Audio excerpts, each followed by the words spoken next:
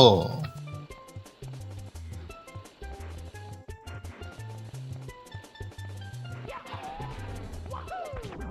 This looks like, Press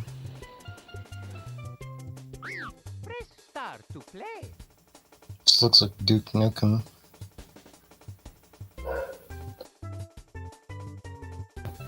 Like, the side-scroller Duke Nukems. Okie dokie. Oh, the theme is, DOS games. Duke Nukem.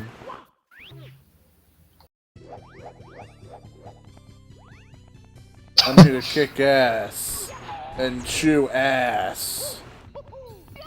But I'm all out of ass.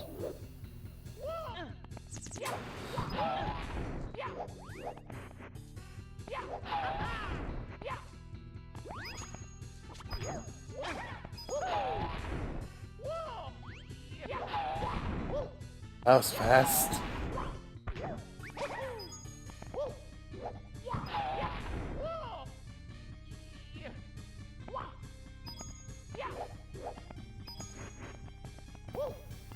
Now I understand why the coins were textured to look like the Mario World coins.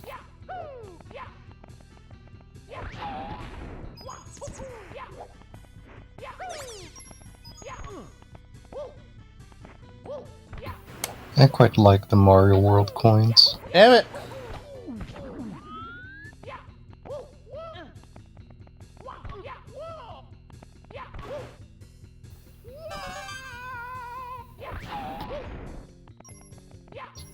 Oh, someone joined already.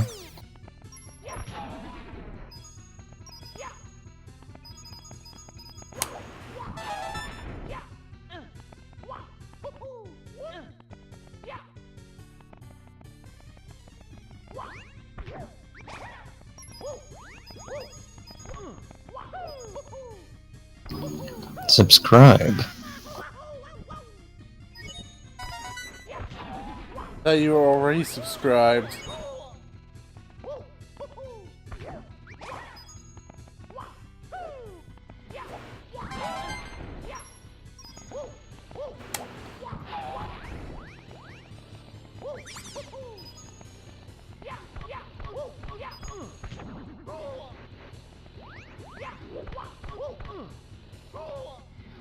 Wait, hold on. Why'd you change your pro? Oh my god.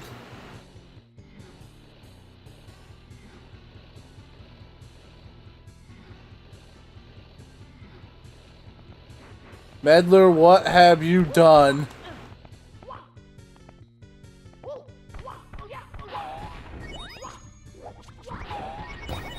What's Meddler's profile picture? It's it's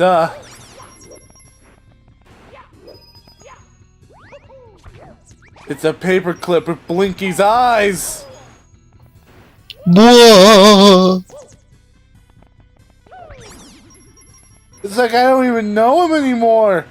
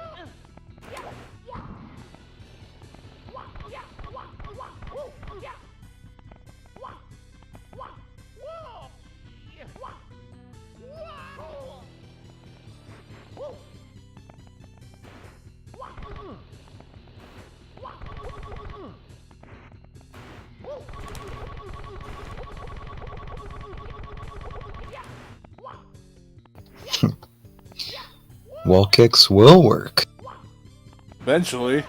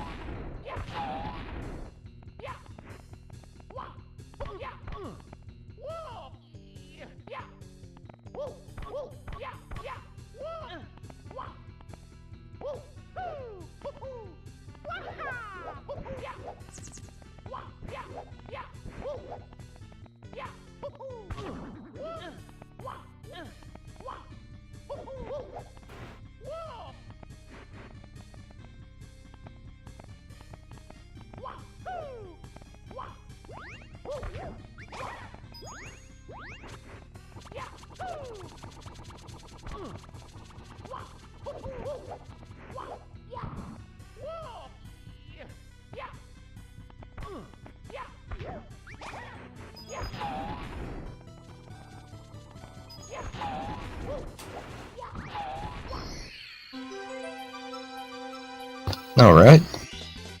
Here we go!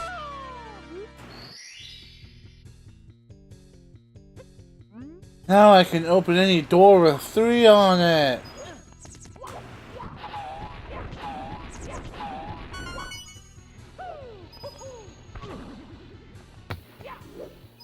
If you can open any door with a 3 on it, couldn't Mara just, like, get some spray paint and, like, spray a 3 on a door so that he could just open it?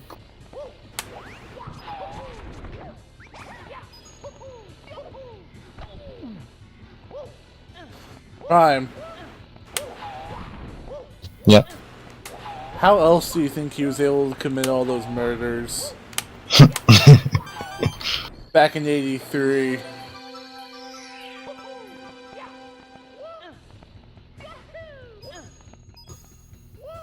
Yeah, the famous New Donk murders.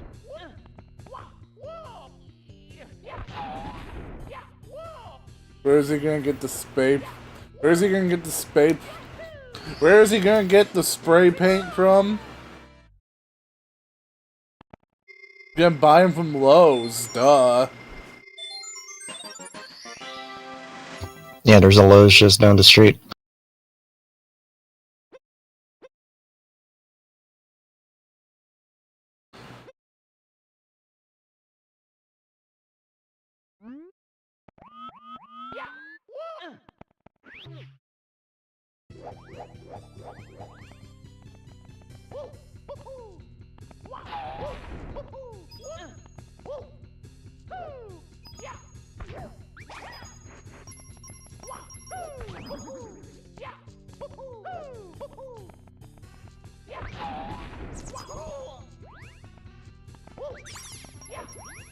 Oh. We like to kick a butt and chew on spaghetti. It was that simple. I thought I'd have to pick up a I thought I had to actually find a key or something. He gives Romhack a little too much credit.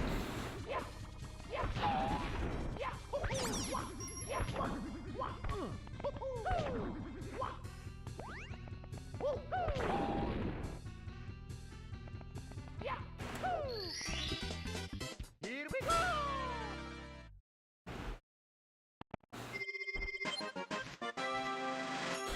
Alright, that's 3.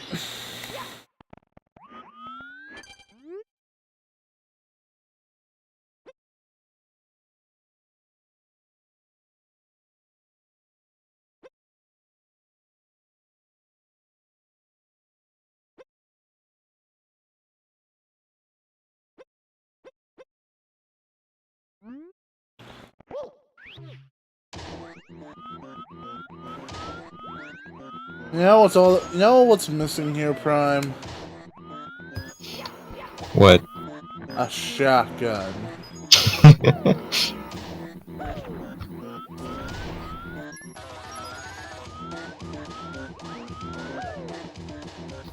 Robbie, you only start E1M1 with a pistol. But Prime, I clearly don't have a pistol, so clearly the rules aren't being followed.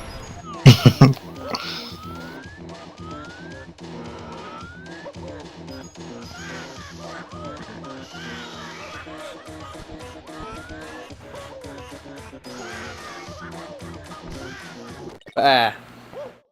Feels really nice to see Mario get his bum burned and not hear Beta screams. It'd be better if I could hear his actual screams and not this sunshine bullcrap. I think that's still preferable over Beta.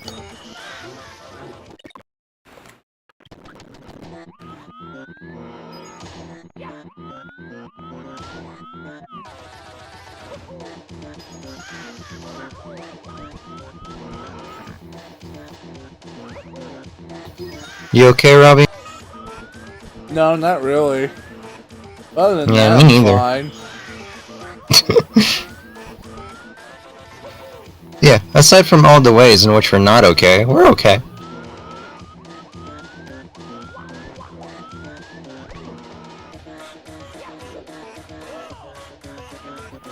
Sunshine was indeed on a lot of BS.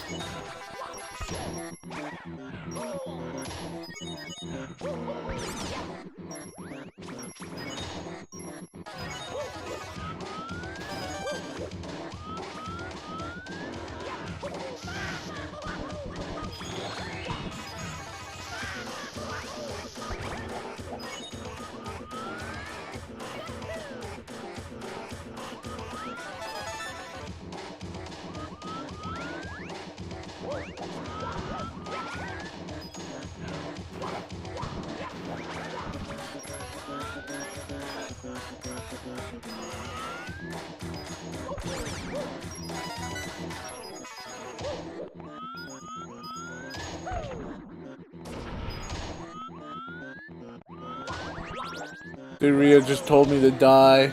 I can't do this anymore, Prime. Rhea wants me dead. Rhea told you to no die. Said no. Die. But there's no comma there.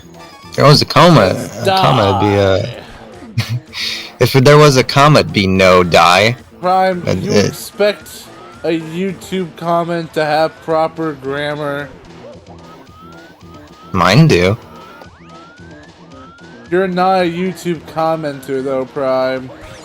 Yeah. You have a point there.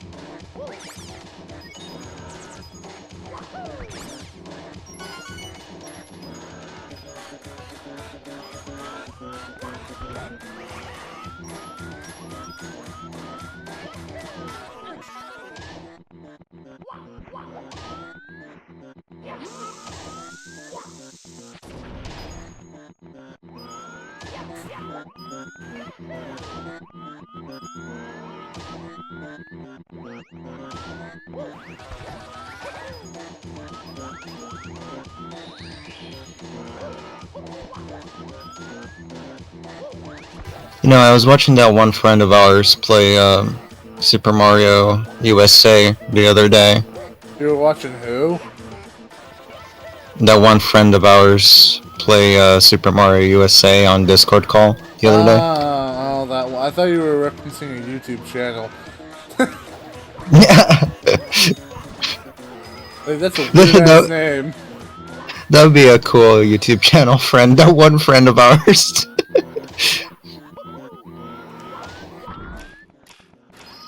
Shouldn't it be that one friend of yours? Mine?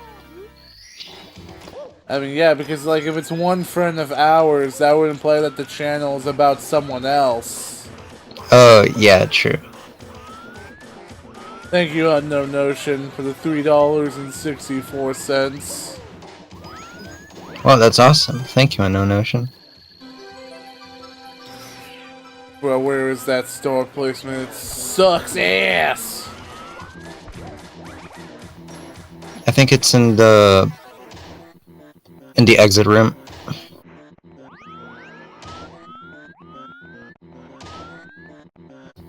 And here I was thinking I was the only one who unironically calls it Super Mario USA. No, I did that too. And I call Lost Levels Super Mario 2. I call it whatever I feel like calling it. And what do you feel like calling it? Well, right now, I feel like calling it a video game. Yeah, that's very descriptive. I mean, I suppose you're not wrong.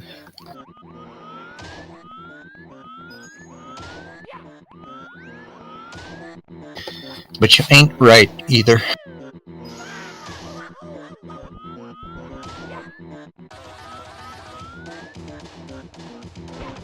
Congratulations!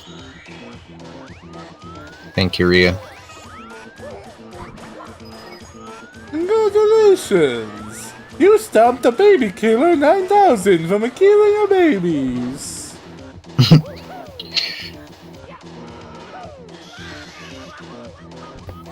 Yeah, that's what Mario does after Doom points out how he doesn't do anything to share his power-ups with the people of the Mushroom Kingdom to improve their lives.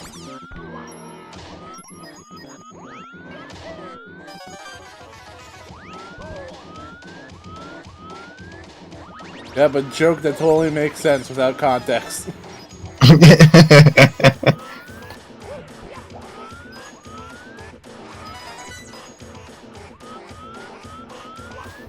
Remember when Lakitu and Mario Sluggers would go Congra-ya-laya? What was he trying to pronounce the name of the final boss of Sonic Secret Rings? Offlaya-walaya? Congra Offlaya-walaya. Next time, write a better story. Your choices are fake. Worst of all, Eraser, you don't even have... Worst of all, you, my friend, aren't even subscribed to Spotify Premium. That was the finishing blow. My favorite part of that... Bye, Ria. My favorite part of that is how he says, my friend. My friendly friend, buddy chum, pal friend, buddy chum chum, pal friend, buddy chum chum. Bread slice, home slice. Dog.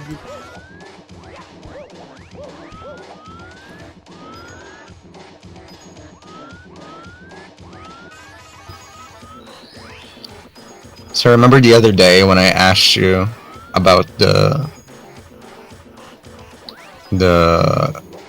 Dark Spine Sonic thing, if like you'd seen any video of like a mod or something like that that had like Dark Spine Sonic gameplay?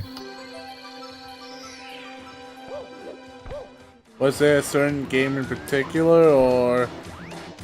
No, like the thing was, right? I'm pretty sure I just dreamt of something like that.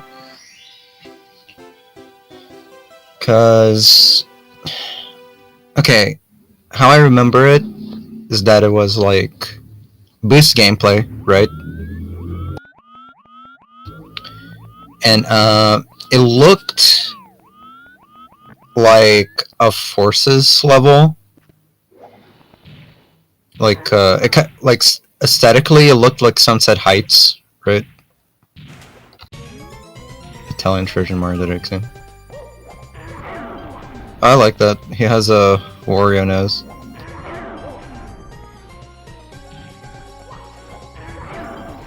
Secret Rings is one of the only games to hold the prestigious title of Made Meddler Angry. It's also the only children's platform I know that tackles abusive relationships. Yeah, it's pretty interesting like that. It was fantastic. See you next time. You know, I agree. This did feel really rushed towards the end. I liked it though. Yeah, well, you didn't have to see the first level. That fucking dragged the fuck out.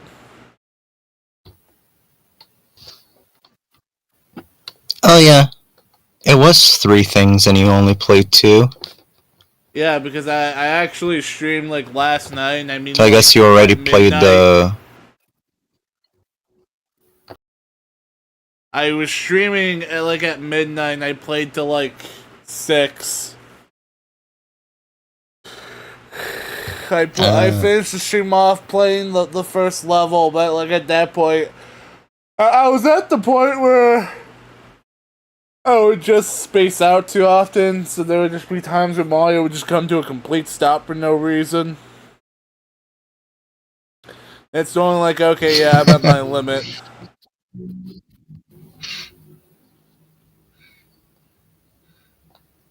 Fell asleep for 2 hours. Great entertainer. Yes. Unfortunately, I have not done that yet. Yeah, not yet.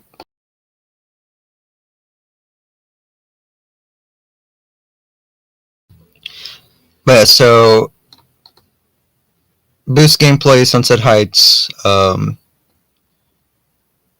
and like instead of the homing attack, like Sonic would just like dash towards the enemy and then like punch him, right? Or like do like a teleport punch. But like it was very vivid when I was thinking about it throughout the day, but I eventually just came to the conclusion of like, no, that definitely doesn't exist.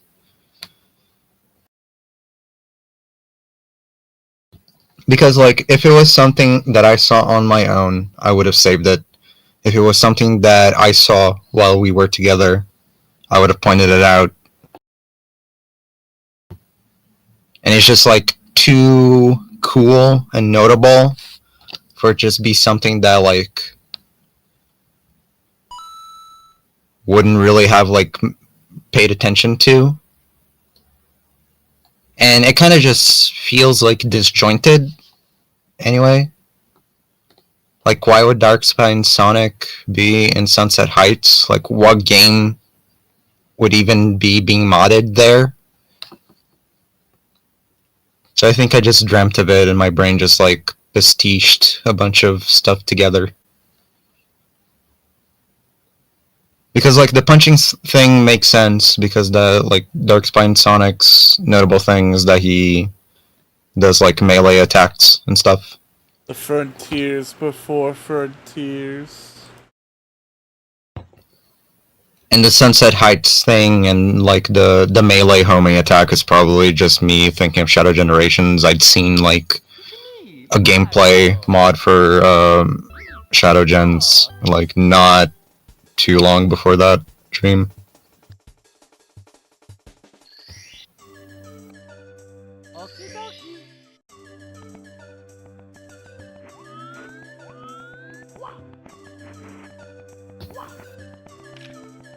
No, I saw Jet Erickson. Yeah, that's how you can. That's how you can tell this is old. That bozo's irrelevant nowadays. Poor Jet Erickson. Yeah, he made the mistake of. He made the mistake of ending his bit instead of dragging it out for the rest of time. I know, right?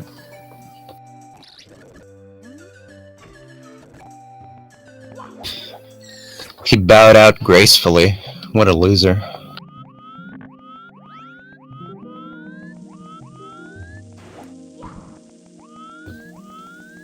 I like how how I went in that whole spiel about the dream because of the Kongrayalaya thing.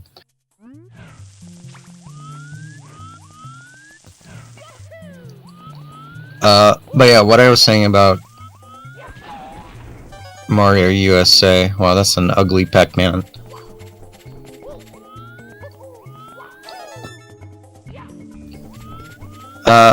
It would be cool if there was a Mario 64 ROM hack that tried to like include elements of Mario USA's gameplay. So like you can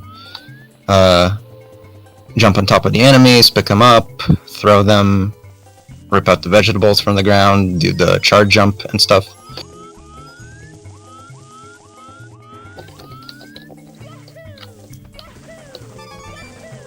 But just watching our friend play it, I was like, man, I actually really like this game, because I was thinking of like all the times I would play it as a kid. Like, surprisingly, Bozo. I think... surprisingly, I think it might be one of the ones that I ended up playing, like, the most. Like, after World.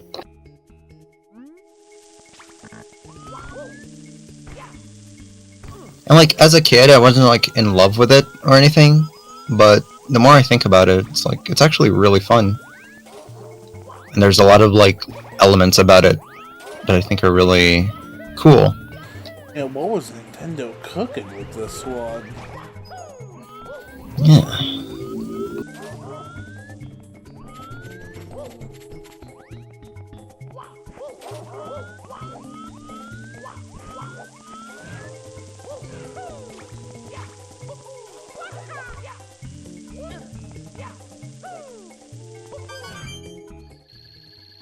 I don't even know if I can say it's, like, underappreciated, because I don't think it is. I mean, people still argue whether or not it actually should qualify as a Mario game or not. That's really... that's really silly, though. Yeah, some people still can't move past it. Some people are just really fucking stubborn when it comes to how they perceive certain things about this damn franchise. It's honestly annoying. Yeah.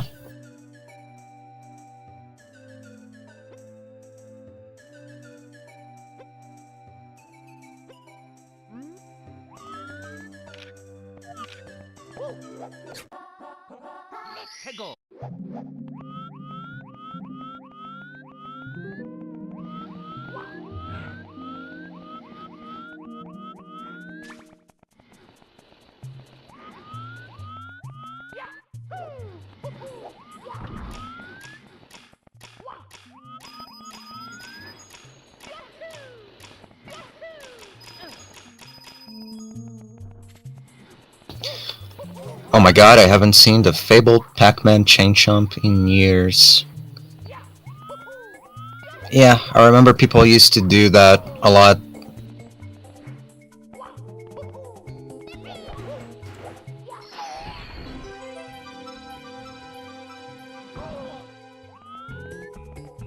Well, I say a lot. I don't know about that, but like, I've definitely seen it before. Back in the day. I've seen like, these Pac-Mans before.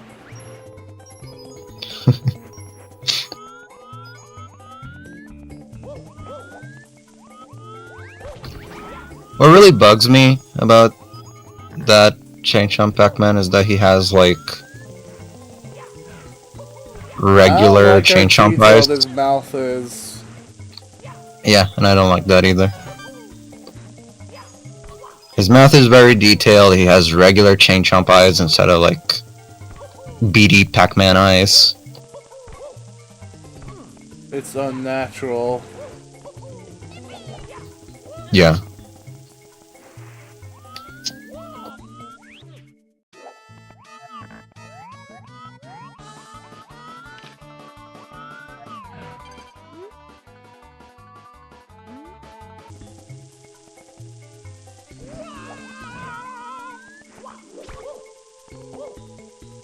I didn't know the first Pac-Man game had a slide.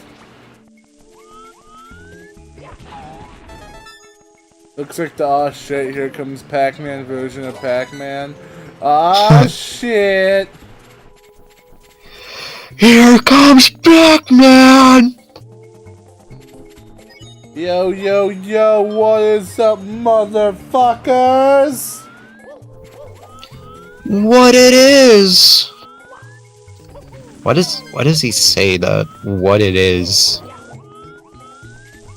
Huh? It is what it is, Prime.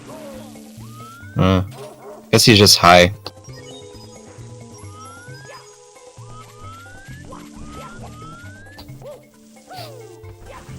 I don't know why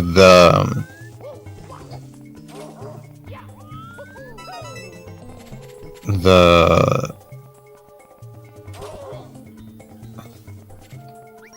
ear death version of it is so much funnier to me.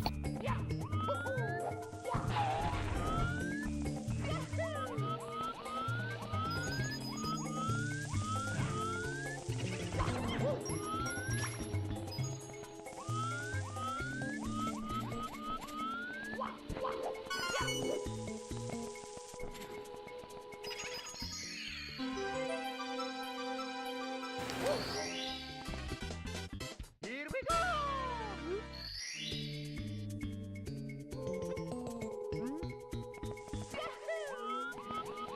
Thank you. Congratulations! Okie dokie! Mamma mia! Whoa, whoa, whoa, whoa, whoa, whoa. Ah, damn, they thought of it. Lame. Lame.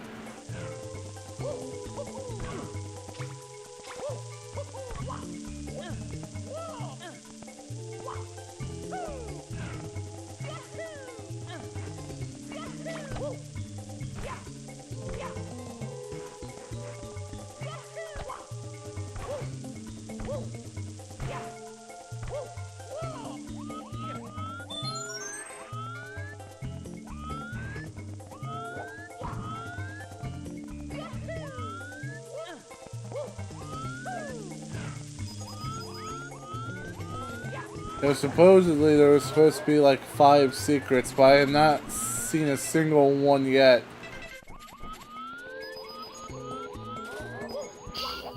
Well, I got a freedom fight for them. So listen up, freedom fighters.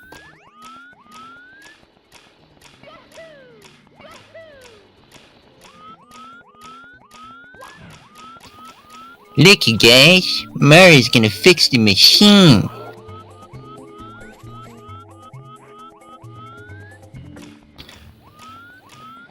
Oh no! Oh no! Sally, it's me, Mario! No! No, no, no! It's lazy. Lazy.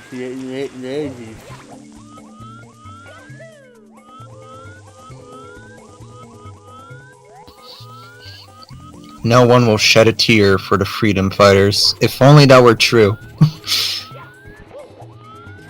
Ah!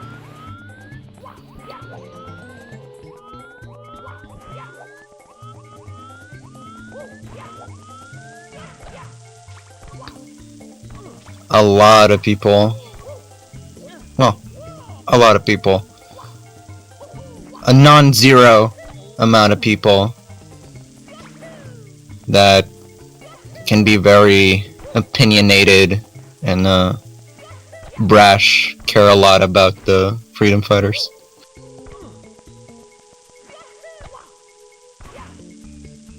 Which, yeah, it is a loud minority, but even still.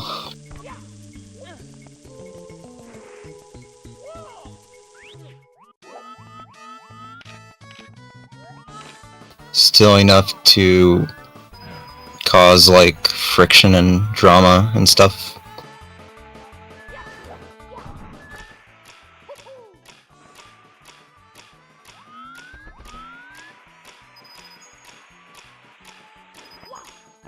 Still enough to justify mass human genocide.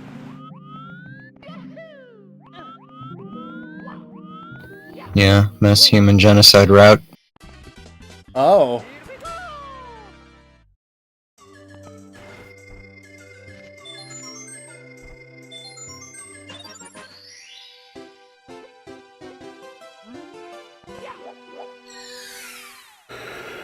This Romhacks think he's got jokes, Prime. I think it's funny.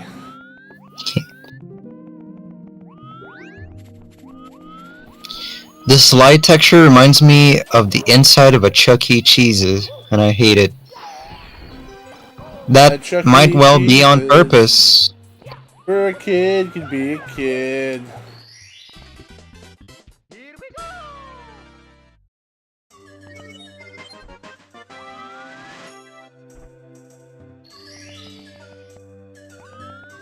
I mean, I'm pretty sure that back in the day you would have found Pac-Man arcade cabinets and Chuck E. Cheese's.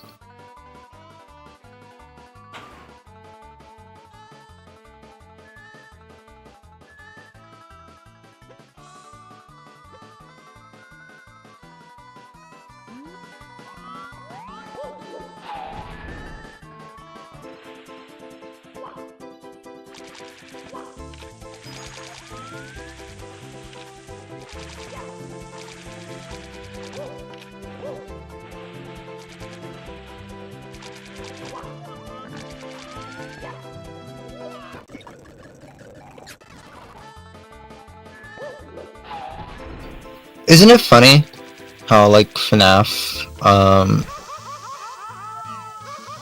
a series that effectively built itself around, like,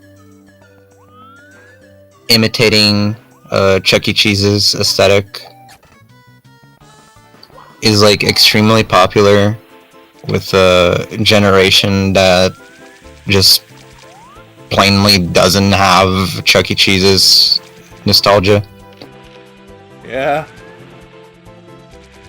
I mean, the only thing I ever hear about Chuck E. Cheese anymore is about how, like, a new area is closing down. Yeah. It's been massively in decline, at least as far as I know.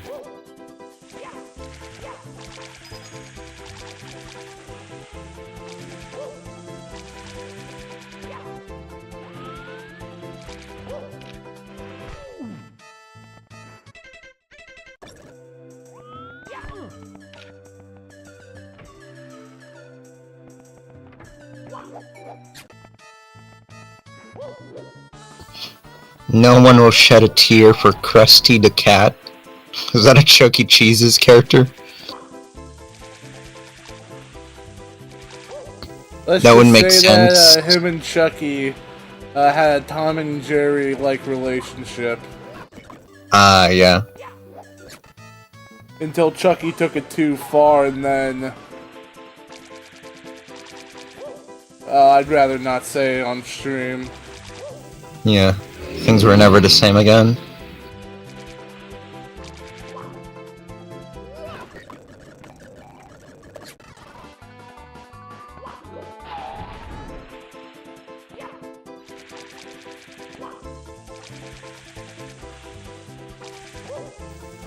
You know a cat I will shed a tear for, though? Felix the cat.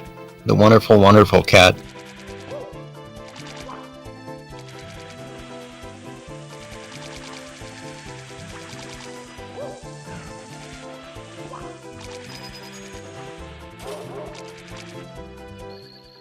Holy shit.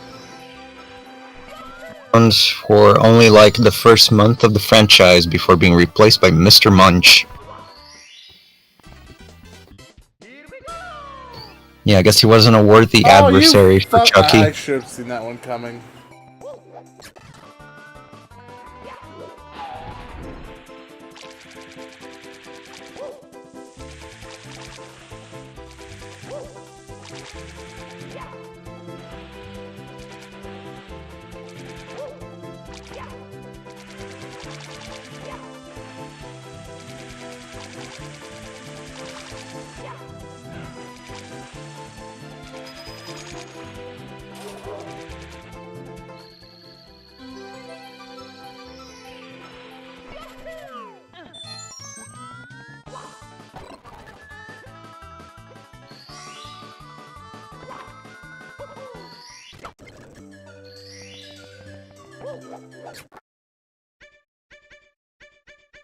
Let's go.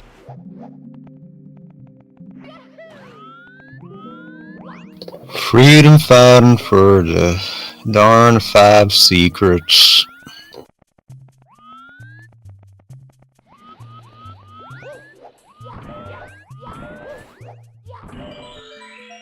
The secrets are to release the Pac-Mans. The Pac-Men. Nah, the Pac-Mans. You don't refer to them as men, Prime, they're mans. They're mans. Yeah, They're they're mans, mans.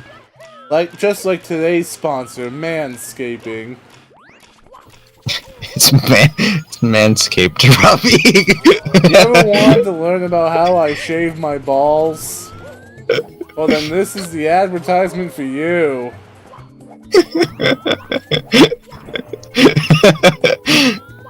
My favorite part is that she messed up the name.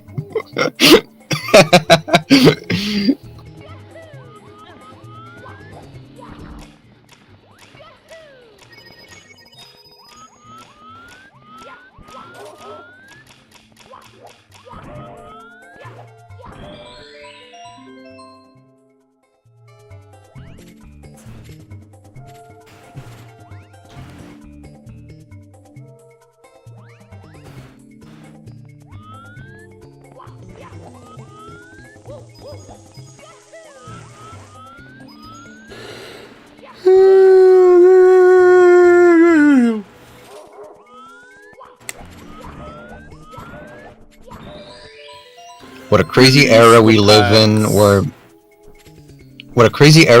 in where Miss Pac-Man basically doesn't exist anymore. Funny you should say that, because just a couple weeks ago we watched a video on that. Yeah, I showed you a video on that. Yeah. Meddler probably watched the exact same video. Maybe. Maybe not. Who knows? I don't know Meddler's search history, and I don't wanna know. Son of a bitch!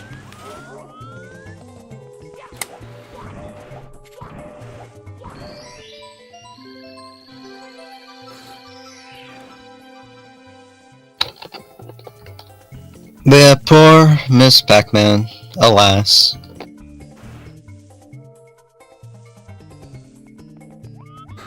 We knew her well. We knew her well. That is when we were actually allowed to see her.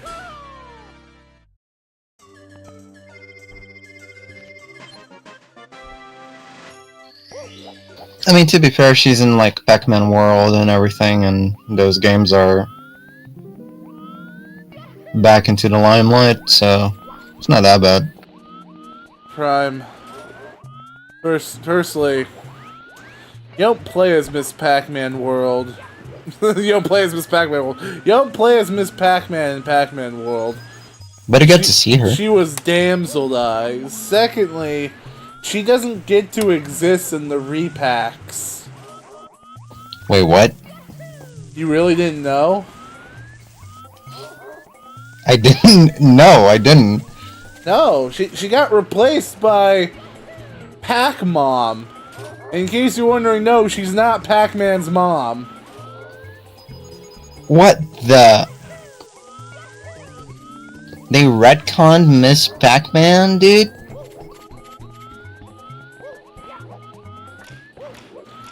They didn't retcon her, they just replaced her.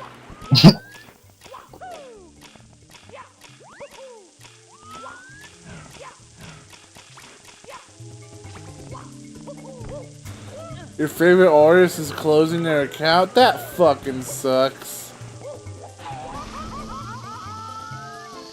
Yeah, maybe we should do that for Yamari. Yamari's closing his account, Prime? How come you didn't tell me sooner? Yeah. He'll close it in 1 hour. Ah, well. You're the one with the laptop, you do it. Huh? You heard me. I got No, I Mario don't have 64 Romhacks to play. Sorry, I don't have a Twitter account. Yeah, you do. Do I, though? Yes, you do. Huh. Guess you're right. Interesting how things are.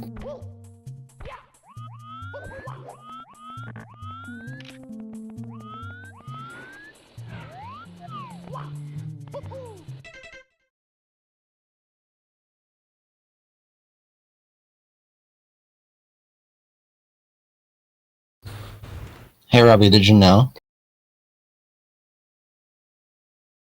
No, what? Wall kicks might work.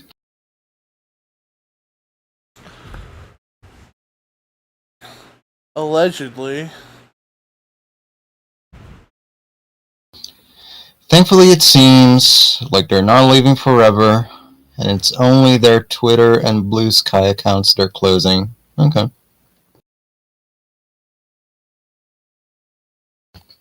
I mean, maybe they have like a Pinterest or a Pixiv or something like that. Okay, so just to like double check, I looked at the name. Wall kicks might work to see if that was the vanilla name or No, the vanilla name is Wall Kicks will work, right? work, yeah.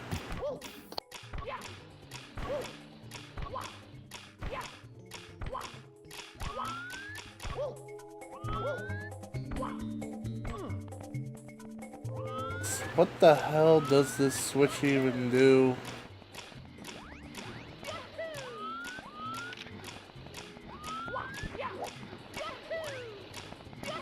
No. Oh wait, no, that's for a different star. I cheesed that star.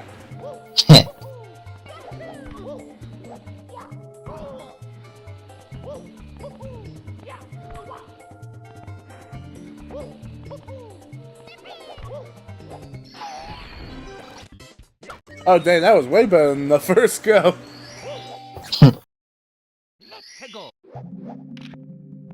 I'm just gonna have to run around like this until I notice something.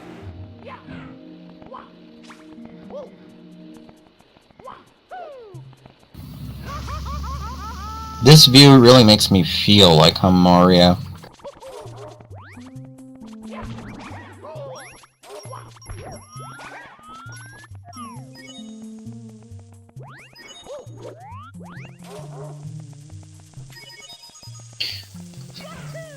Still doesn't change the fact that I am probably the only person in the world who has a bunch of Twitter exclusive art from the past 7 years that nobody will ever see again. And that's awesome, Adler. Why are you putting yourself down like that, Meddler? You're not a nobody to me. Yeah. I mean, nobody will see it. What do you mean? Meddler will see it.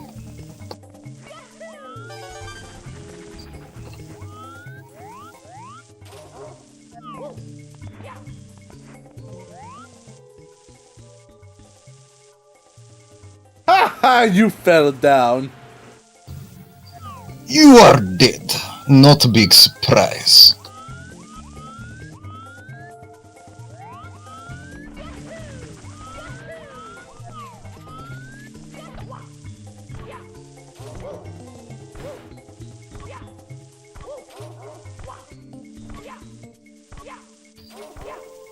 Hey, Robbie, have you ever wished you could see yourself from a third-person perspective? No. Really? I don't want to look at my ugly ass body. If I want to do that, I'll look at a mirror. Yeah, but that's not the same. I don't know, I think seeing yourself from the third person would be pretty good. Your life would be like a video game. My life is like a video game. Trying hard to beat this stage, all the while I'm still collecting coins. You know, just this past week, I heard that full song for the first time. Cause all I ever had seen from it is... You only ever hear like the first bit. Yeah. And I was like, wait, this song is actually really good.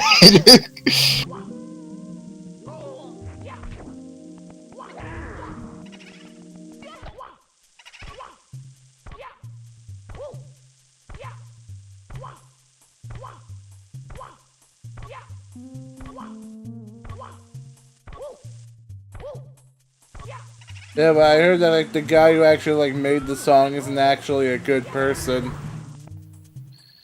That's what my ex-girlfriend told me, yeah. Yeah, apparently he made Baby Killer 8000.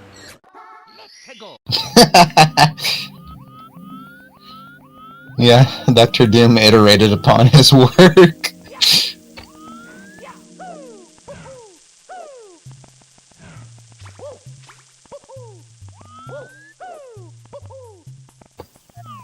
But yeah, she told me she also didn't like him because he was like a really bad person.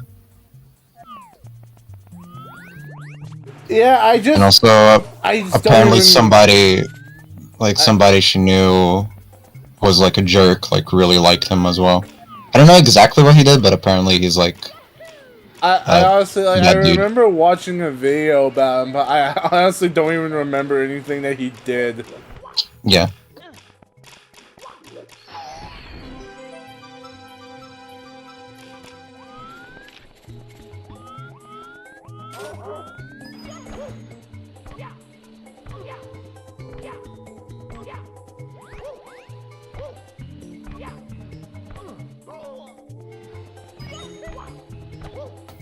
I think I stumbled upon it because I was looking at Bowser fart gif.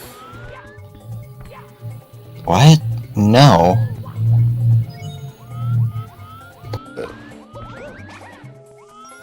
I was looking at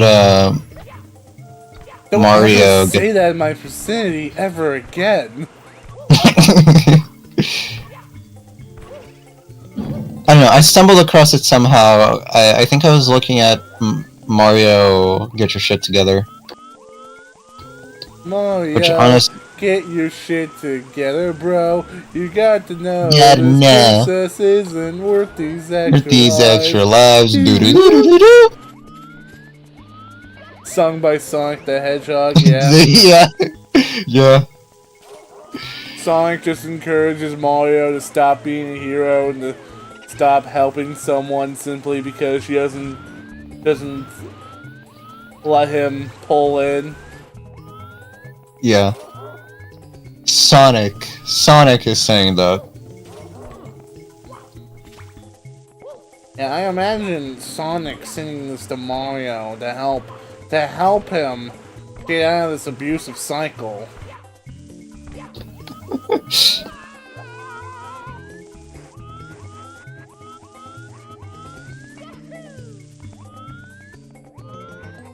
I see something yellow outbound. I'm like, is that a star or is that a chain jump that fell?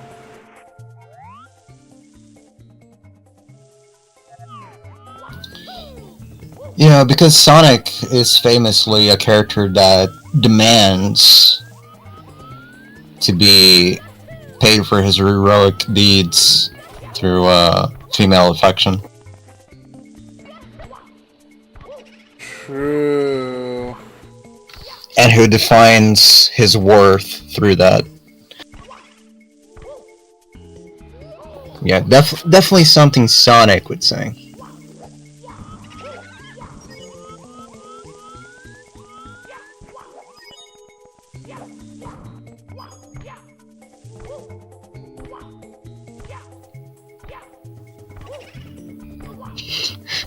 I guess we're having this discussion again.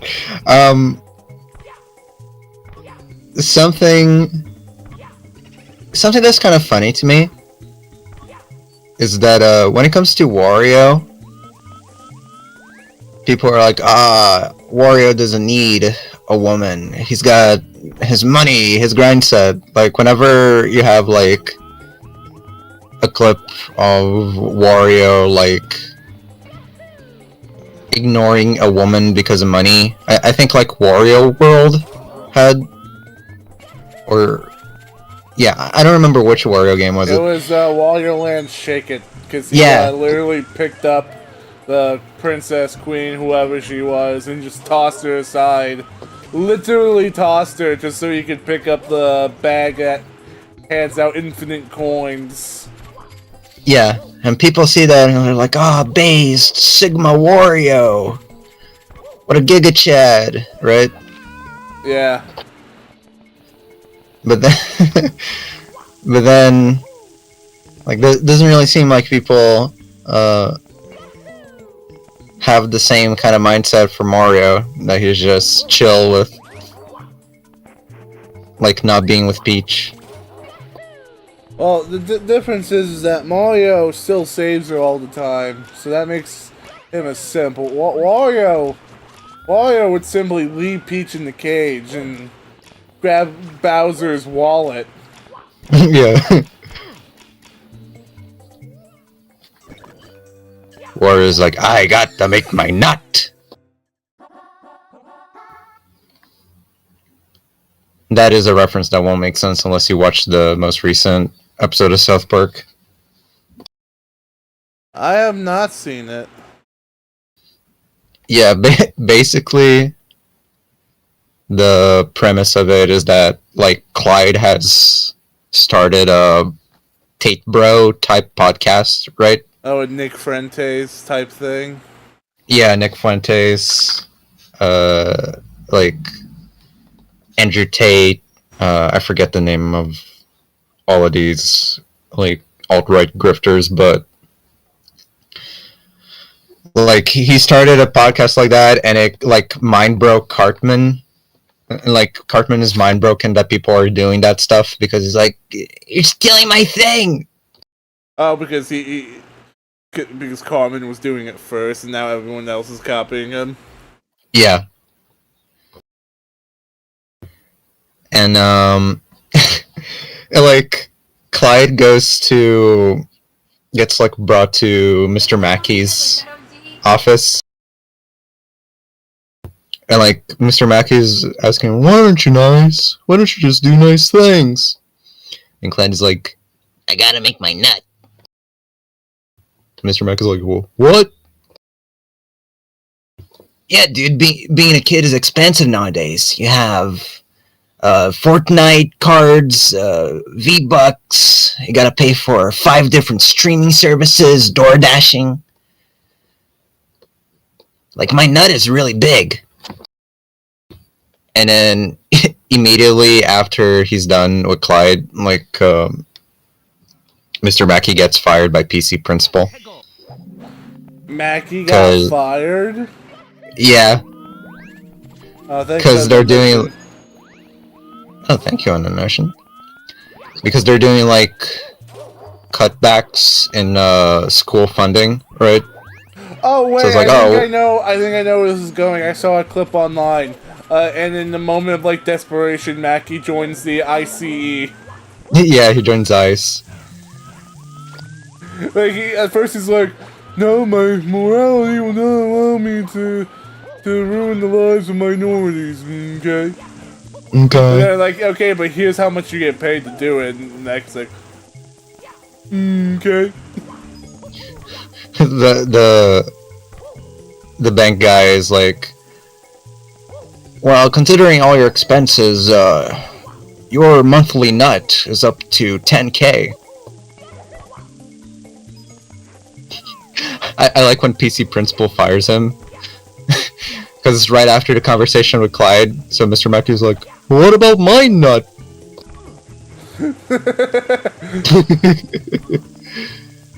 And when he's doing the ice raids and stuff, he's always, like, apologizing to the Hispanics that he's reading. He's like, I'm sorry, MK. I'm just trying to make my nut. I'm sorry.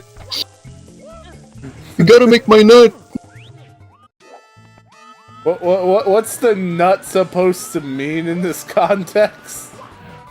So, I never heard this expression before. I didn't look it up after or anything. But, like, in the context they use it, like, your nut is how much money you gotta spend in a month, right? Oh, sorry, so, like, notion. I have not played a Shantae game. I do, like, own some on, like, I have downloaded some off of, like, Virtual Console, so, like, I can play one on my 3DS. Sorry, you were saying, Prime? So, like, your nut is however much money you have to spend in a month, right? Like, it's like, oh, okay, with all my subscription services, all my bills and stuff, I have to spend X amount of money, and that X amount of money is your nut, right? So it's your monthly expenses. Right. So the higher your monthly expenses are, the bigger your nut is.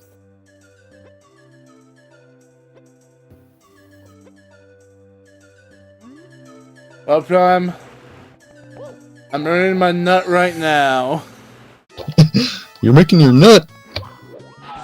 I'm making my nut.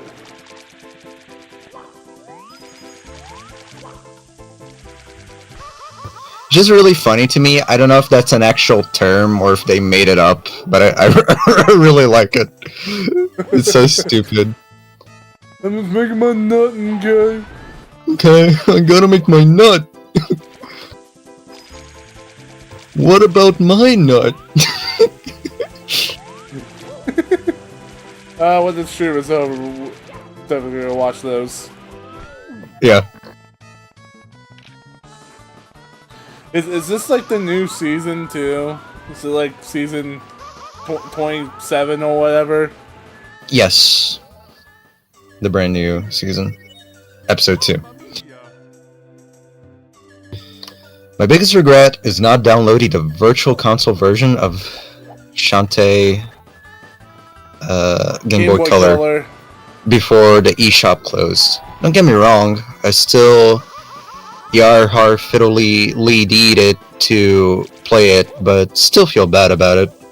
And now you can't support the official release because Nintendo took away your ability to do so because Nintendo hates you!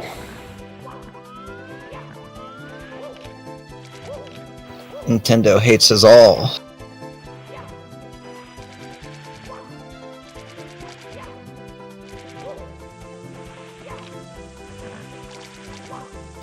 Your heart My biggest regret is that my biggest regret of the Nintendo eShop, other than downloading a bunch of shovelware before it died, was the fact that I somehow forgot to download Mario and Luigi Paper Jam from the eShop.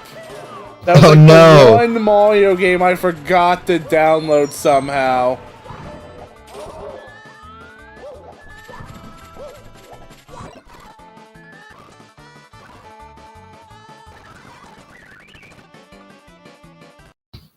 Damn it, game.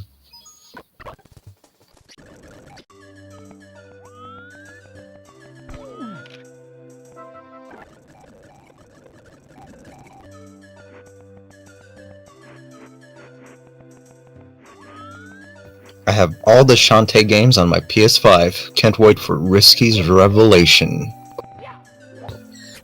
Yeah, Shantae is a really cool series. Yeah.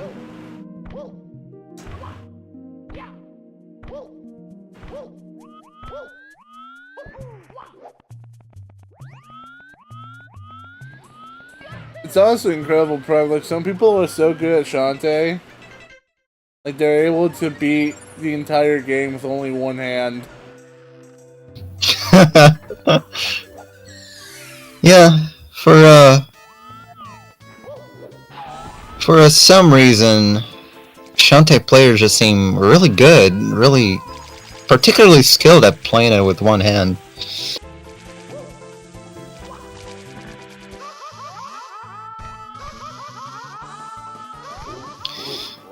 Many gooners in the fandom for obvious reasons. Oh yeah.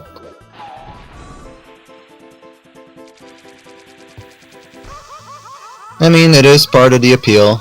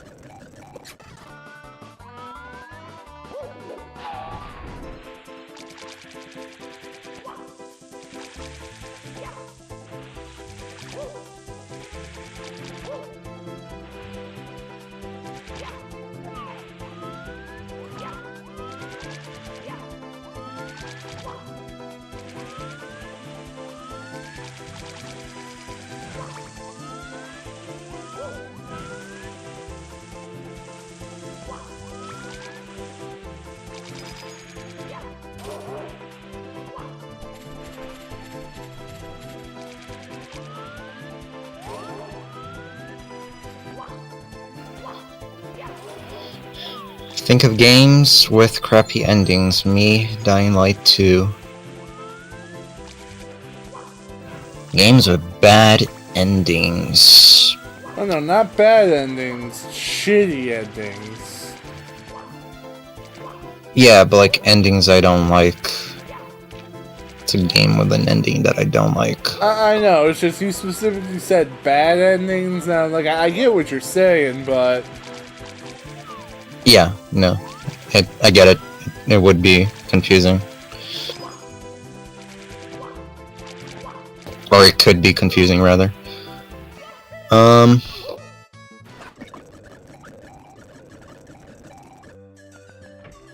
feel like I'm blanking on that. It's an ending I don't like in a video game. You know what ending I don't like, Prime? What ending don't you like? The ending in The Shadow of the Hedgehog. You know why I don't like it? Because there's no more game after that? Fuck! You know me too well! Yeah, true.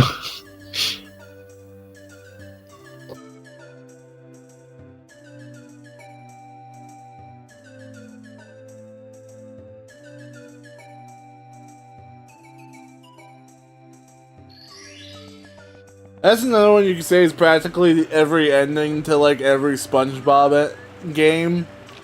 Because like most of the time it never just ends with like a definitive ending. There's always like there's like we gotta look out for like the other things that we didn't do even when you 100% in the game.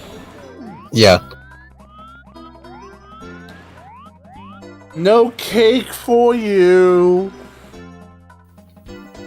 Oh, that's not fair.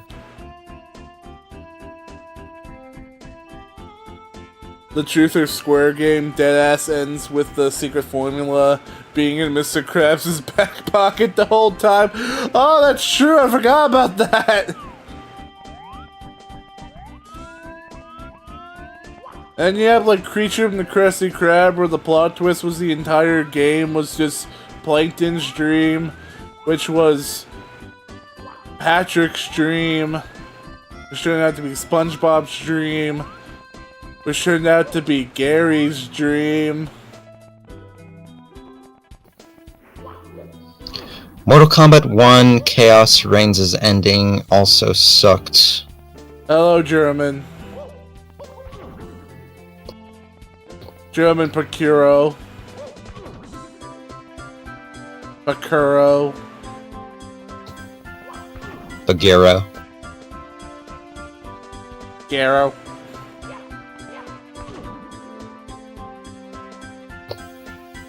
I'll be honest on No Notion. Like, Wait, hold okay, on. so Hold on, before you answer. And like to top it all off, the Cosmic Shake ends with Patrick making a wish that resets the entire game. yeah,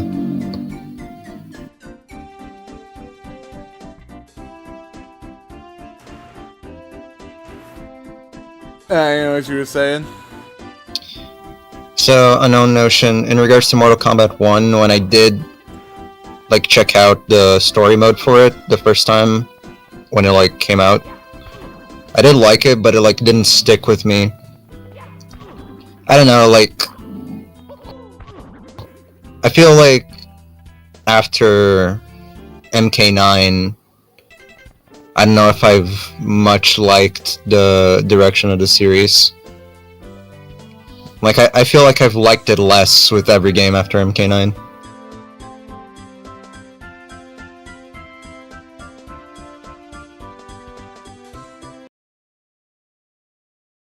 German is my mom.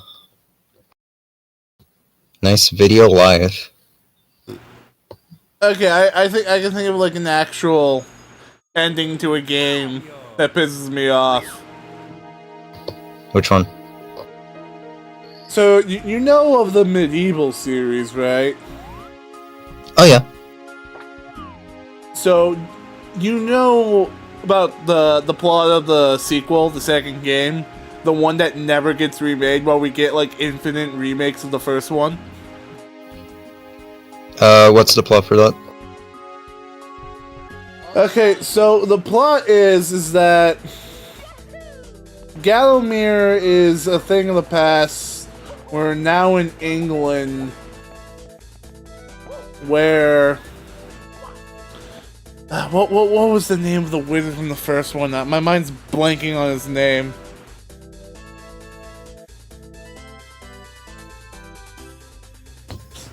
MK9 was the greatest of all time. Yeah, I Let really me like look it MK9. up. Hey, RobbieMax64, I'm going to the gym. That's nice German. Get some gains!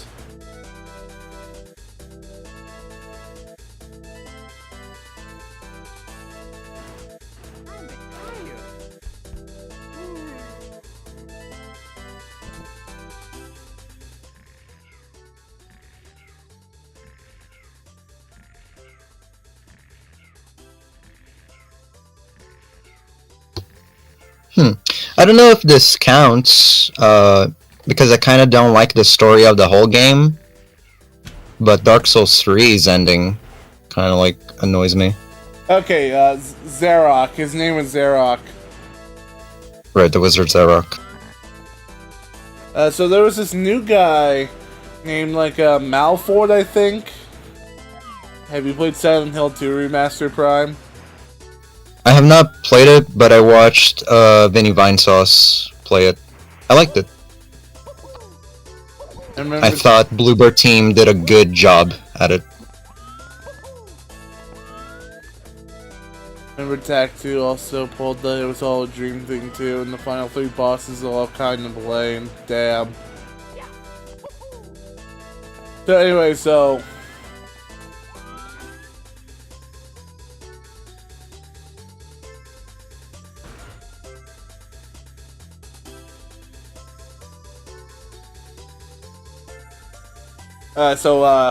his name is Palthorn. The main guy, bad guy from Medieval 2, so...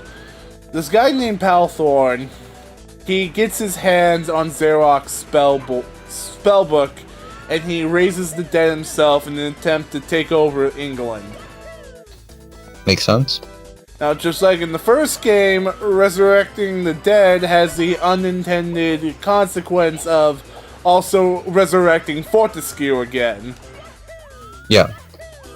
So no longer wearing his golden undies from before, he embarks on a new quest to stop you, to stop Palthorn, and save this new world that he's not familiar with at all.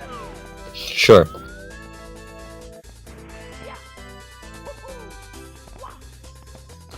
So, midway into the game, you return to the first area, the first level, as a part of another level.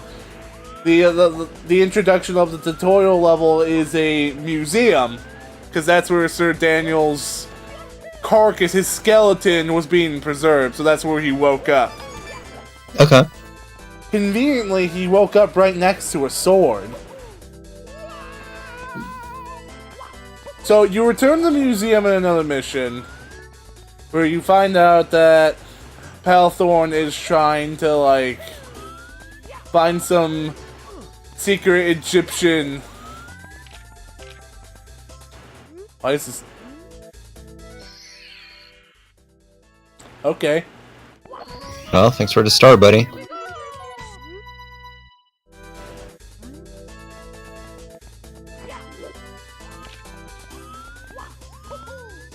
So there's this Egyptian exhibit that has a sarcophagus. Am I saying that right? Sarcophagus, yeah. Yeah, sarcophagus in it. And upon finding it yourself, you can actually see a resurrected Egyptian queen brought back to life, who's like hardly able to stand. So Sir Dan carries her back to like the main hub area, where you and the professor who sought you out. Oh, I did not mean to do that, damn it. No, I'm going back. Fuck that.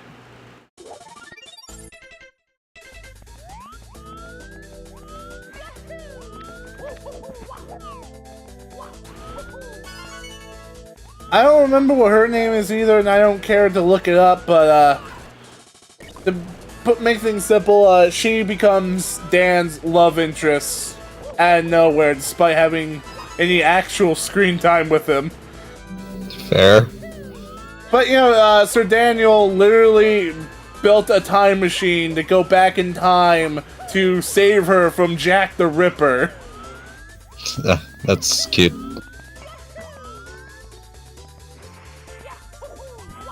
And because of that, he also, like, fuses with his past self, and he gets, like, a new armor set called Super Armor.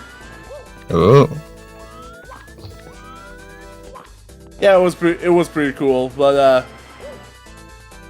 so, the ending of the game involves Palthorn summoning, like, the ultimate demon. Like, the most dangerous spell to summon, like, the ultimate enemy, the ultimate demon from Xerox Spellbook. Okay. And after defeating it, how you defeat it is that Palthorn himself tries to help out by shooting at you from his flying machine. And if you shoot at it, it'll cause Palthorn to accidentally shoot the demon. And the demon will, like, swing at Palthorn for firing at it. So watch, rinse, repeat. So Daniel wins, and in the last-ditch attempt to take Dan down with him, Palthorn blows himself up with a stick of dynamite. It doesn't work. Dan escapes. Yeah.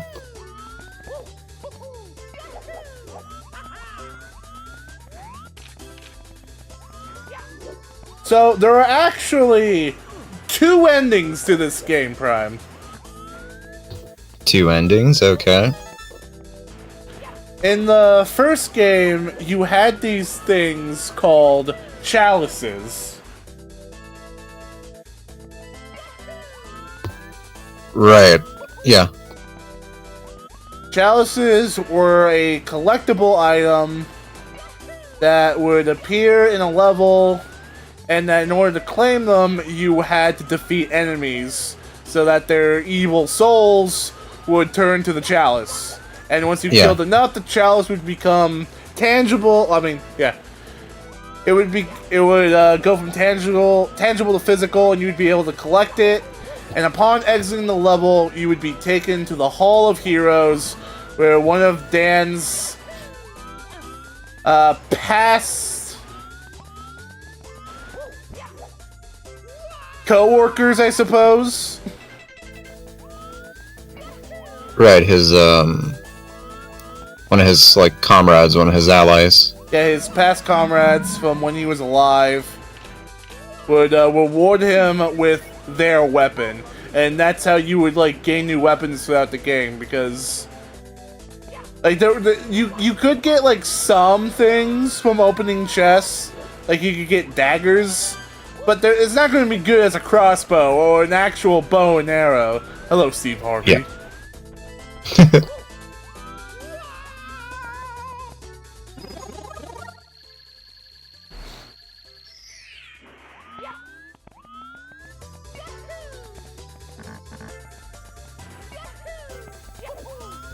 Now, Yeah, so you beat the enemies, the chalices would go from intangible to tangible, and take you to the Hall of Heroes, and you could get, like, new weapons and stuff, right?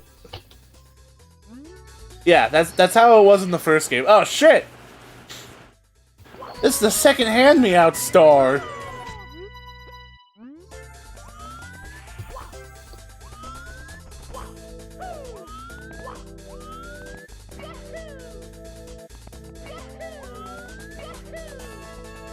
You're at the gym? Nice. You better be getting those gains! I want to see you come out all buff!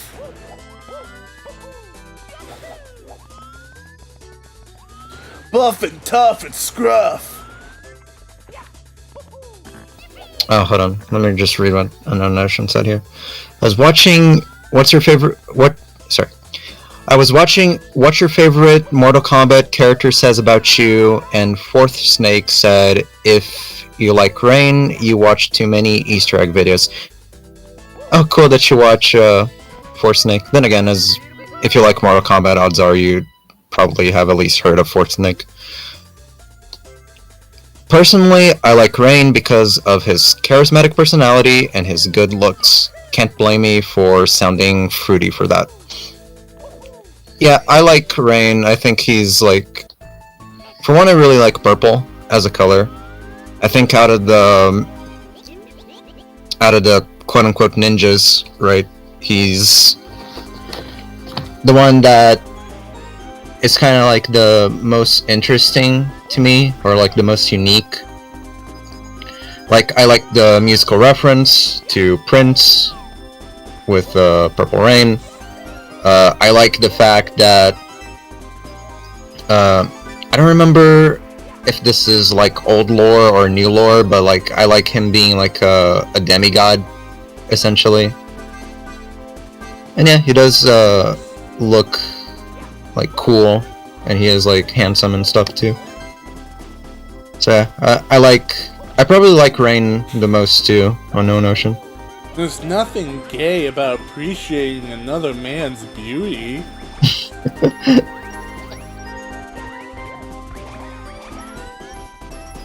And hey, if you want to be fruity, be fruity. Nothing wrong with that.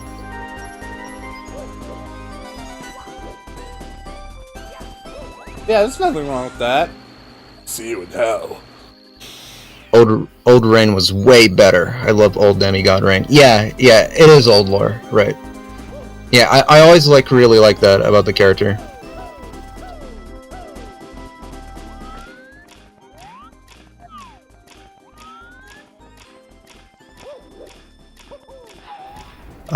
Bro, I remember this one time they made the Wendy's girl a real person who looked immortally pissed off this one time when I was a kid. Like, why did they do that? Wendy's girl is an interesting case. The fast food mascots, especially in the past 10 years or so, the companies have been doing a lot of interesting mematic things with them.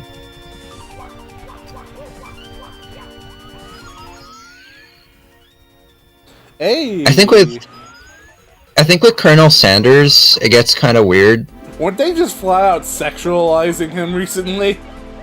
Yes, they have been. What the and that's fuck, weird. dude?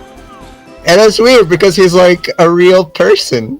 He's a real that actually existed. Dead person who sued them for ruining his recipe. Yeah, with like relatives and stuff. At least Ronald is like a character. Or like yeah, Ronald's had multiple actors. McDonald. Anybody can be Ronald McDonald. Yeah. Same for Wendy. Or Burger King. Yeah, or Burger King. But Colonel Sanders is a real person, so that's so weird, dude.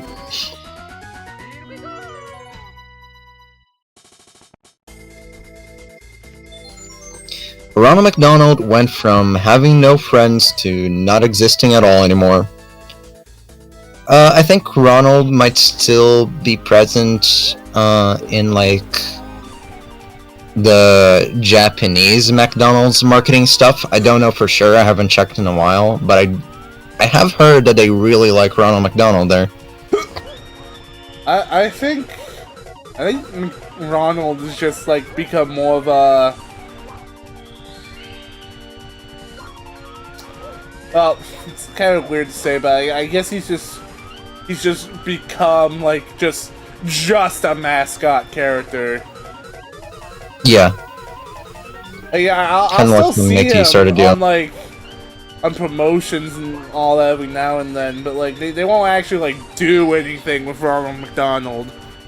Not Yeah. like not in the same way like you expect Bandai Namco to do something with Pac-Man or whatever, but like, you know he's there. They still use him. They're just not for like anything special at all. Actually, Prime, it's Donald McDonald over in Japan. That's true. That's true. Dark Donald and everything. Yeah. I forget that. Yeah, I forget that, but like, you see it a lot in the Mugen stuff. Is that why they only referred to him as Donald in Mugen stuff? Yeah. I just thought they were just being quirky about his name. Yeah, no. Nice catch there, Meddler. I actually forget about that.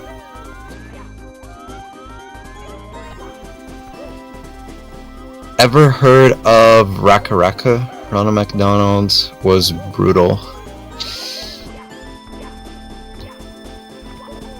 If your favorite character is Melina, you get told, hey, my eyes are up here all the time. So true. Well, I'm sure there are a lot of people who like Melina would like her for that kind of reason.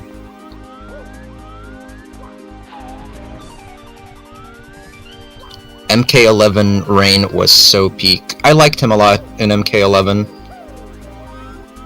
I think he was like really, really cool in that one. I like his design, the design that I went for too.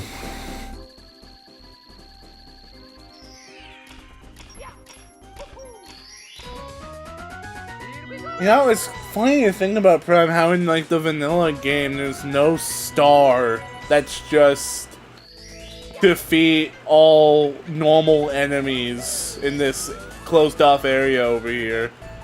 Yeah. A Postman tier Chippy and Mugen can defeat White Tanuki Mario.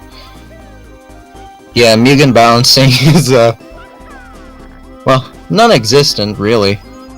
I mean, considering the fact that there are like some characters that are specifically programmed to be able to bypass characters that are programmed not to take damage. Yeah. You might be right.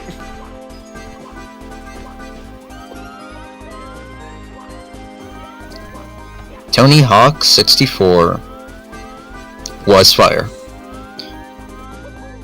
So, anyways, as I was saying, Yes?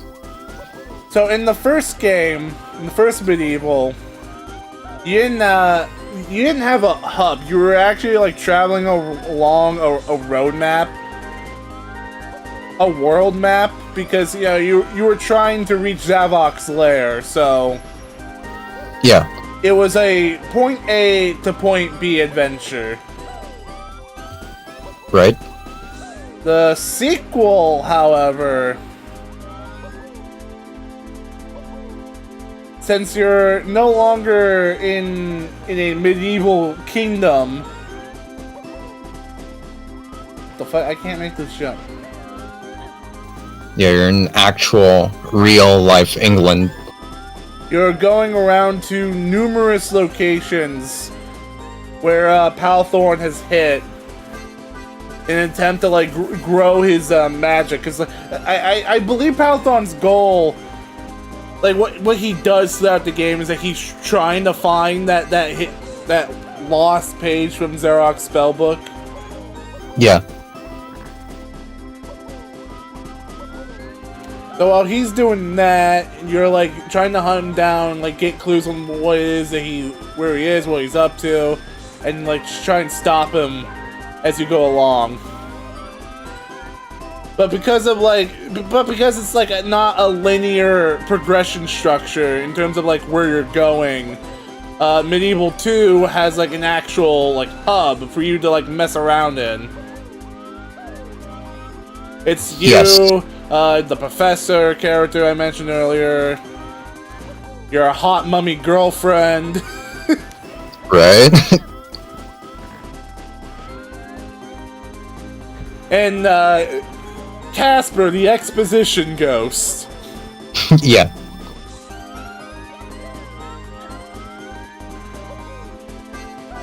Bro, I can't make this jump. What the hell?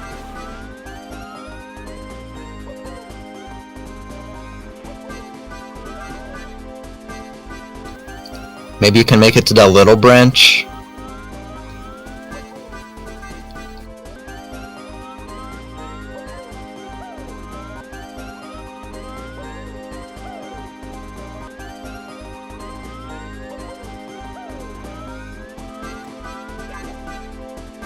Good idea, Prime. Only problem is that this branch is a bitch to stand on, so it gives me the impression this is not the intended way.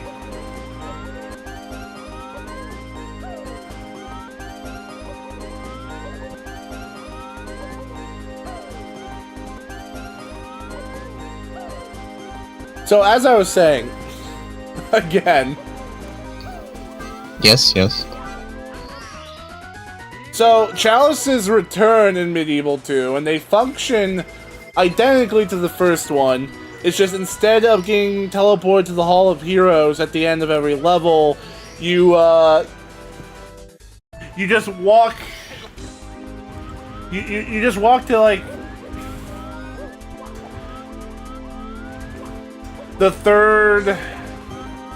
I don't really know how to describe it. Like the third counter next to like the exposition. There's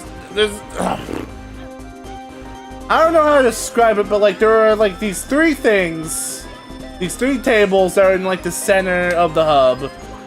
The middle is where you'll get like your story progression, whatever dialogue, the briefing on what you're supposed to do next. To the left is where you select the level, and to the right is where you claim your new weapon if you collect a chalice. Okay, cool.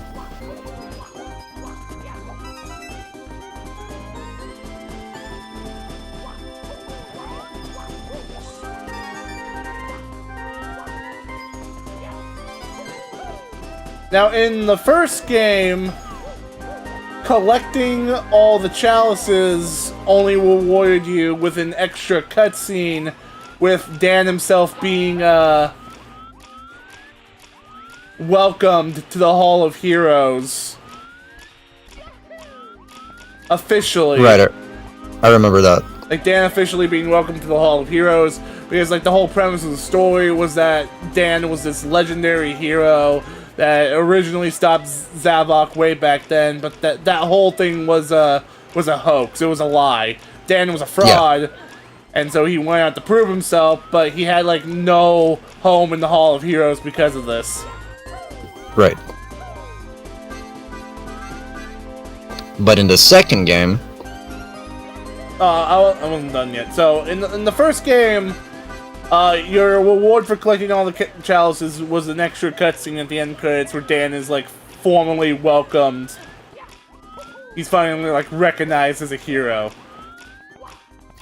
Other than that, there was, like, no difference to the ending. Everything was the same.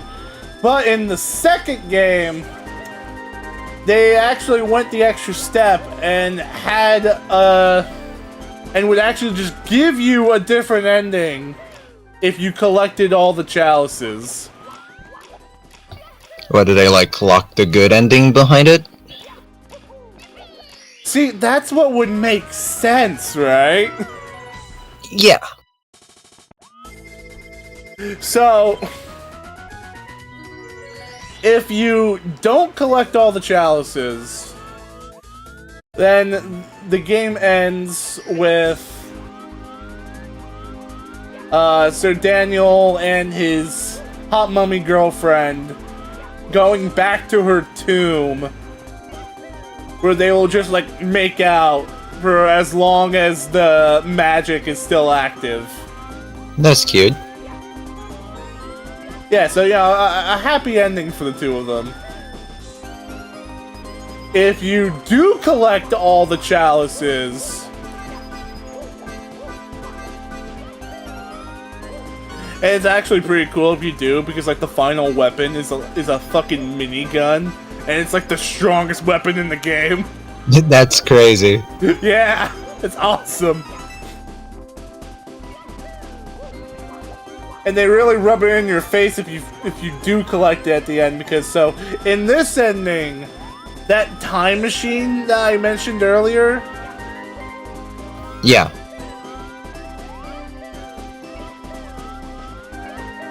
So, if you collect all the chalices, Dan will take his mummy girlfriend with him back in time to return to Gallowmere. Oh. Why he does this, I don't really know. But when he did this, he ended up in Zavok's castle, and you're greeted with the room where you did the final battle against Zavok in the first game. Okay.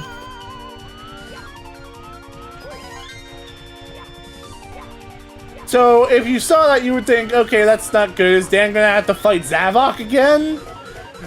But he just, like, looks up and gulps as his eyeball retracts.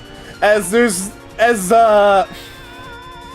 somehow this Palthorn-looking ass version of the monster Zavok turns into at the end of Medieval 1 just appears out of nowhere and starts breathing fire.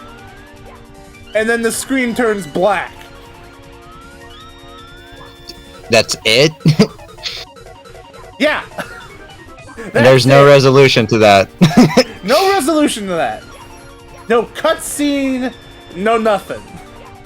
No like, bonus, no bonus boss fight where it's like, hey, relive the ending of Medieval 1, but this time you get to fight him with your Medieval 2 weapons. Like, no, it just ends.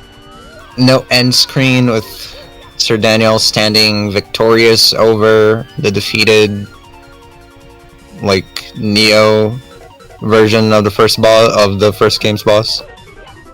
Yeah, not the Palthorn version of the first game's boss. Yeah. It just cuts the credits. Dude, that sucks. Your reward for collecting all the chalices is a bad ending with no resolution. Wow. Like, I don't even know if Sir Daniel even makes it out of that alive. I mean, realistically, he should, but why How can we know? ball us like that? Yeah. And we wouldn't find out what happens until, like, years... And I'm talking, like, over a decade later. They decide to, like, release a book that's supposed to, like, continue the story after the Medieval 2's ending. The time travel ending. Except, it's not a continuation of what happened in the game. Oh? It just, like, tells a different scenario where Dan, like, where the mummy girl, like, falls off the time machine or whatever, and Dan ends up traveling back in time to a point where Dan himself was still alive. So we got to see what Dan was like before he was dead. Cool. He was one ugly motherfucker. Figures. And it was honestly just really stupid. Yeah. Like, the story was supposed to end with, like, the story supposedly ends with Dan taking his old self's place. Where he riles everyone up. He riles Gallomere's knights up for the upcoming fight against Zavok. He leads the charge just like he did originally. And then he dies to the first arrow. Oh. Just like in the original story. What the fuck? Was that intended? No, get me out of here! I want my coins! I want my coins! I don't think that was intended. Well, it's a ROM hack, dude. You never know. True.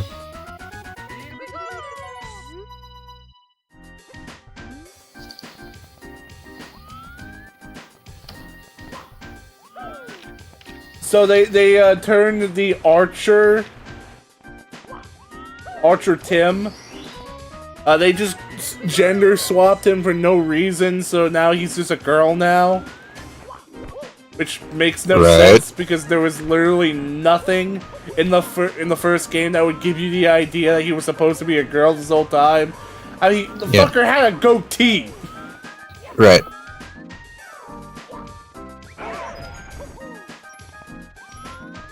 So the supposed ending was that Dan sacrificed himself so that the timeline would proceed like it's supposed to, and it would imply that he would just live out in an endless loop. Okay.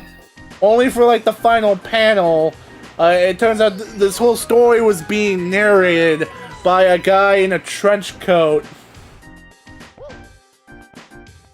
What the hell? It was being oh, my nose. It was being narrated to a guy in a trench coat, to a lady who I assume was like some history major or whatever, and she's like, "Well, that is a very interesting story about Sir Daniel, but how the hell would you know any of this? Like, where's your proof?" And then it's revealed that the person telling the story was Sir Daniel himself, and he had this weird thing in his other eye socket. This weird thing? What, did he have like a Sans eye? It was like gold or something. I don't remember because like it's been a while since I read the book, and I'd have to like dig for it if I wanted to like get the refresher. I'd rather just look it up online than dig for it. Yeah.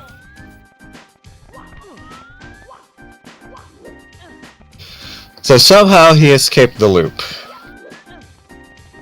Yeah, but we never found out why. I don't think I've never heard of the comic getting a continuation, so that's just how the story of Medieval ends. With a cliffhanger. Yeah, that is a crappy ending. So yeah, that ending pisses me off because I really care about the story of Sir Daniel Fortescue because he was a nobody that history lied about just because they needed like a fall guy to take the glory. Yeah. Only for him to like rise to the occasion and actually prove that he is worthy of being held as a legend. Yeah, he went from fraud to legend. Only to end up being pulled in that kind of situation again by a completely different threat. In which case, he's just doing it because he's a nice guy. Yeah. He is a hero.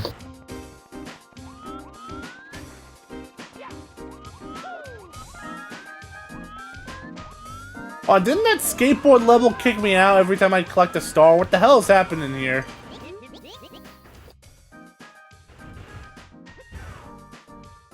There'd be no point. This is a remake of the first level I ever made, which is actually a parody of BSA Course 1. I don't know what BSA means. I don't know what bullshit ass is supposed to mean. Let's see, Meddler said, "No man, a postman tier character is way worse. They overwrite the other characters' files to turn them into weaker characters than that instantly lose." To turn them into a weaker character that instantly loses.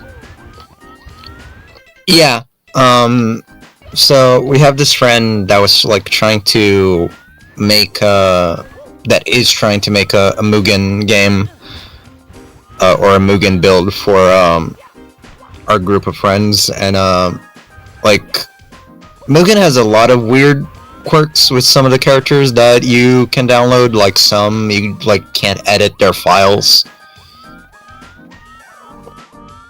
Like you can't adjust their like damage output or any of that kind of stuff that you can most of the time.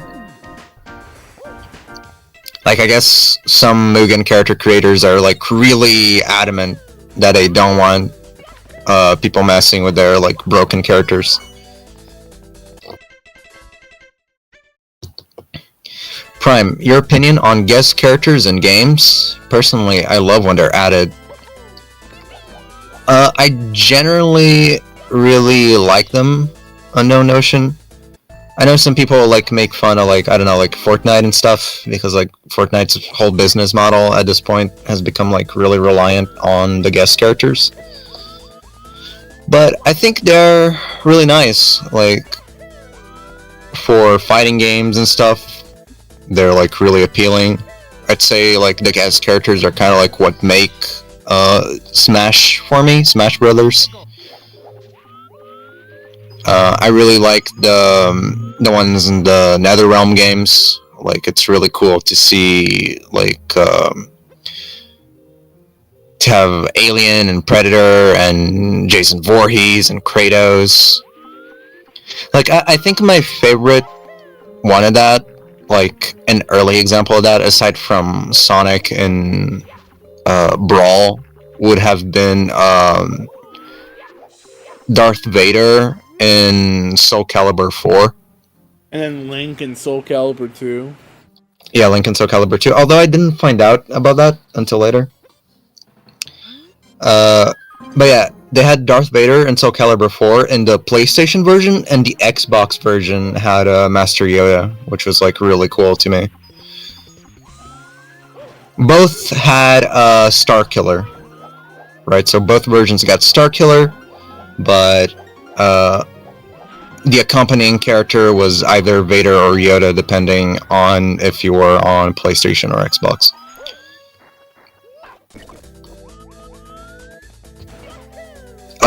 Soul Calibur 2 did something similar with the console exclusive guest characters. GameCube was Link. I'm pretty sure Xbox was Spawn. And PlayStation, I believe, was Heihachi Mishima from Tekken. But guest characters are really cool. Speaking of Tekken, you have Akuma in Tekken 6, I believe. Either 6 or 7. That is really cool. Let's see. What are some other really cool guest characters? Soul Calibur also did Kratos, I believe, in one of the PSP entries. Like, guest characters are really nice. They add a lot of flair. You get to see some like really unexpected and like cool crossovers. Like generally, I think they're just fun. So, in my book, I really like them. My only stipulation with guest characters is that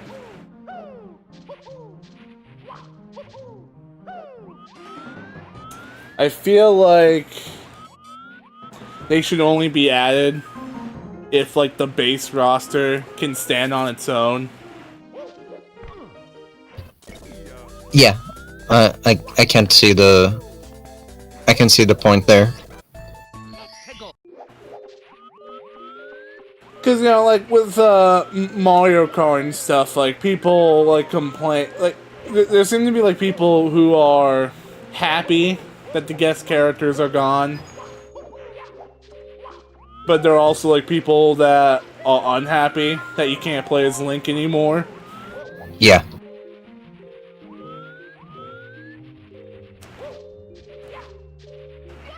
Like I get the appeal, but I feel like there are so many like regular Mario characters that I think should get the chance a lot more. Like EGAD, for example. Like, that guy's been part of the franchise since Luigi's Mansion, but he's never actually been a playable character in a spin-off yet. Which is pretty crazy to think about.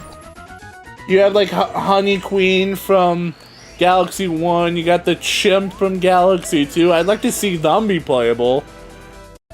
Yeah. Like, it just feels like there's so much, so many branches of the franchise they can pull from. But, like, instead they're just, like, putting in Breath of the Wild Link to be like, hey, guys, have you played Breath of the Wild yet? Right. I mean, obviously the Link DLC was, like, way before Breath of the Wild release. Like, Breath of the Wild was in development, but it was supposed to be, like, a normal Link.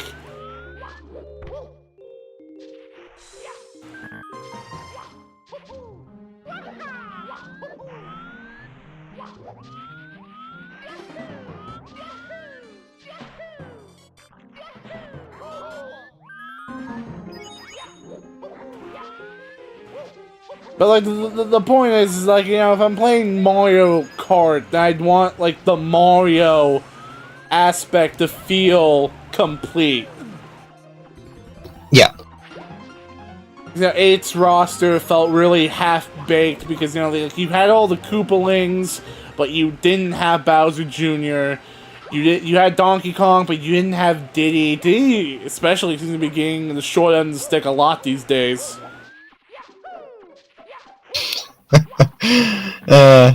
Like, ignoring the obvious jokes.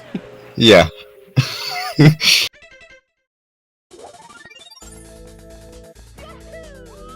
But yeah, no, like, even before that, he's been getting neglected.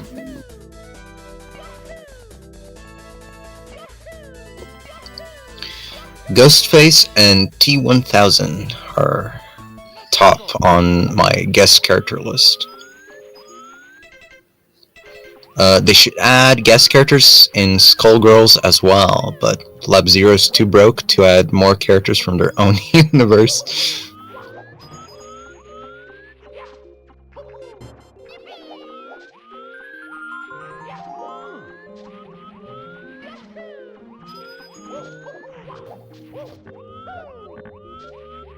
Yeah, I'd say my favorite guest character is probably Joker in Smash Ultimate, I suppose. Although I might have to think a bit about that. Like, I have played Soul Calibur 2, the GameCube version, with Link, and he's really, like, cool in that. There's, like, a lot of very good candidates.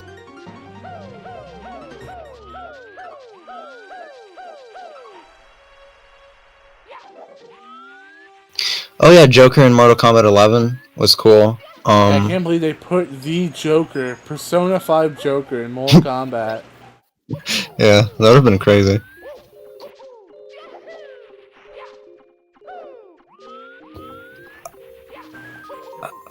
Which one was it that Injustice 2 did? It was Sub-Zero, I think, in Injustice 2, and Scorpion in Injustice 1, if memory serves me right. I think Raiden was in there too. Yeah, Raiden. I remember seeing, like, I remember seeing, like, Ninja Turtle interactions, and, like Leo being the respectful guy he is, like, it's an honor to have you as my opponent, right? And I'm sure you, like, learn a lot from you. Yeah. It's always funny when the crossover characters, like, even they will shit talk Superman to his face right before a fight. Yeah. Like when Superman says that beef bourguignon is better than pizza, Mikey's like, "You truly have lost it." It was DC Joker. Yeah, Robbie knows. He's just kidding. Sub-Zero, Raiden, Hellboy, Teenage Mutant Ninja Turtles, and are the ones for Injustice 2. Yeah. I don't know. The Turtles have been getting a lot of mileage lately. They've been guest characters even in Call of Duty, which is really funny to me. Yeah, I ain't the biggest fan of the Turtles, but I'm pretty happy to see them doing well. Yeah. Ninja Turtles are cool. Yeah, I like the Koopa Bros too.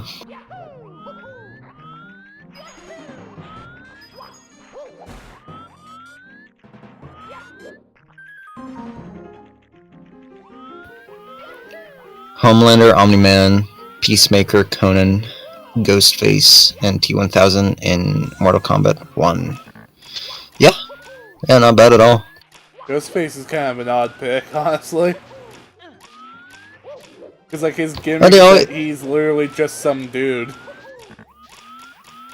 Yeah. It's because they already did Michael Myers, they already did Jason Voorhees, they already did Freddy Krueger. They were kind of running out of options, honestly.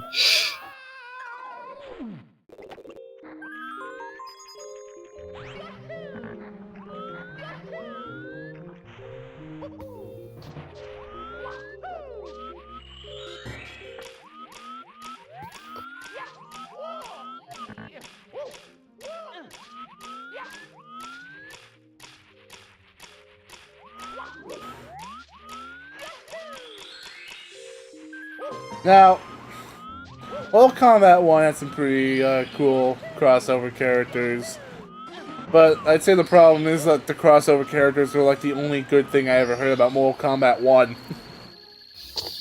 It's like the stuff people talk about the most.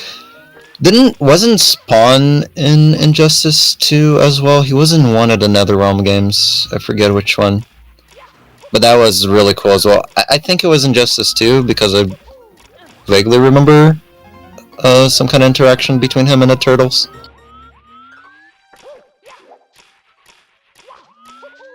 But MK11 was Spawn. Yeah, that's right.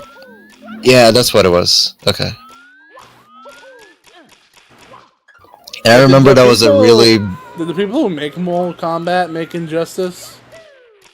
Yes, NetherRealm Studios. Maybe they like had practice after Mortal Kombat versus DC Nation. Yeah. Although I hear that game didn't really do well, though. It had like some pretty mixed critical reception. My favorite thing is that if you play as like a hero character, when you would put in your... when you would do your fatality combo, instead of like doing a fatality, you'd get heroic brutality. Yeah, the heroic brutalities were really funny.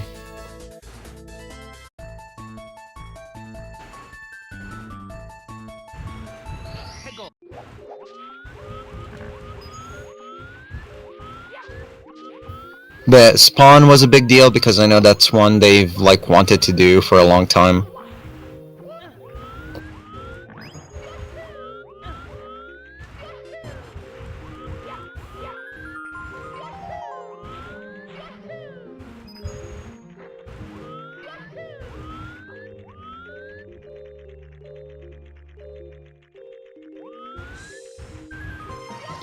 But yeah, guest characters definitely in the past like 10 years have basically become all the rage. I say past 10 years. I guess it's been like slowly ramping up since the early 2000s. It's just become such a thing recently because of like Fortnite and stuff. To where like everyone just sees it as a very viable business model. Get rich quick scheme. Ash Williams was supposed to be in, but got refused, so they replaced him with the Joker. Yeah, that's true. It's a shame. Whoa, you mean to tell me you were going to be able to play as Ash? Yeah. You'd be able to catch them all. Yeah, catch all the demons. Slay all the demons. I can't believe... Catch them all. Gotta catch them all. Pokemon. I can't believe SpongeBob and Miku are gonna be in Crossworlds. Yeah, that is really funny. It's especially funny considering the fact that, like, we watched those videos of SpongeBob and Miku having a toxic relationship. Yeah, the crack ship. Yeah, that's gonna make it's it really awkward. funny.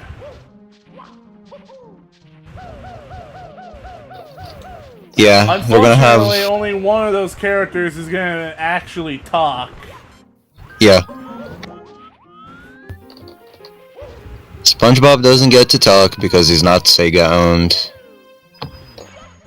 You know,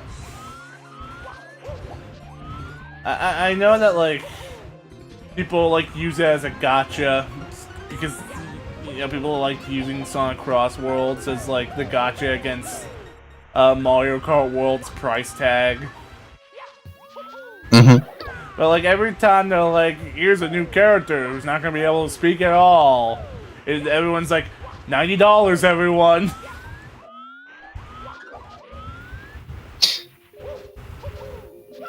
Oh, I do remember people like complaining in relation to something regarding Crossworlds' pricing. Yeah, it's because the base game is only $70, but the season pass is gonna like bump it up to $90. Okay.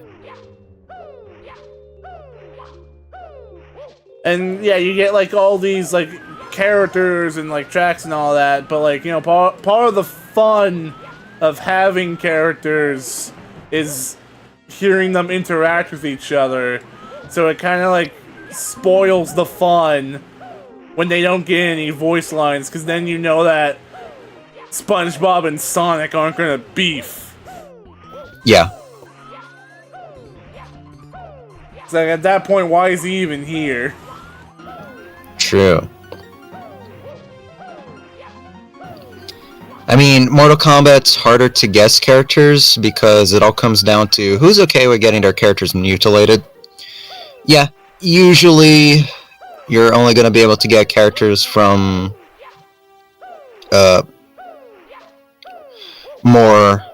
already more violent franchises. Yeah, I don't think Nintendo is eager to put Mario in the next Mortal Kombat. Yeah.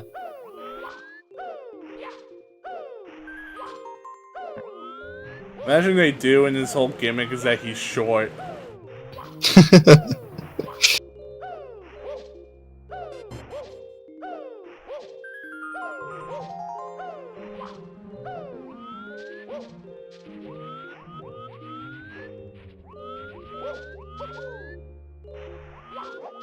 But the thing with MK is that, like, it's really graphic mutilation. So even for some more adult franchises with, like, blood and stuff, you might still not get permission for it because they're like, oh, we're okay with some violence, but we don't want to see our character get their, like, face ripped off.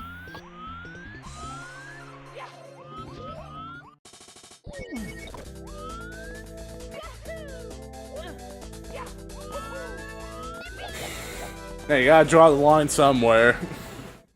Yeah.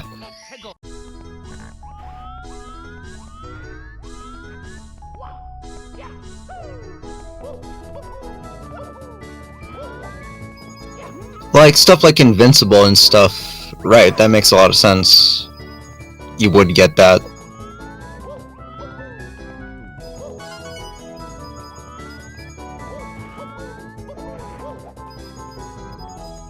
Like Invincible, The Boys.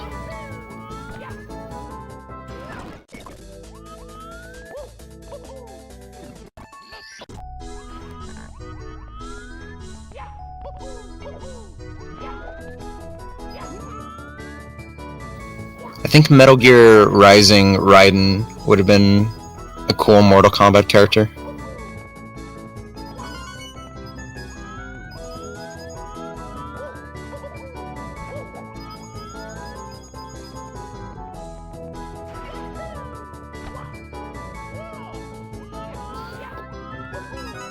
Imagine the next Mortal Kombat character and it's just the shark from Jaws.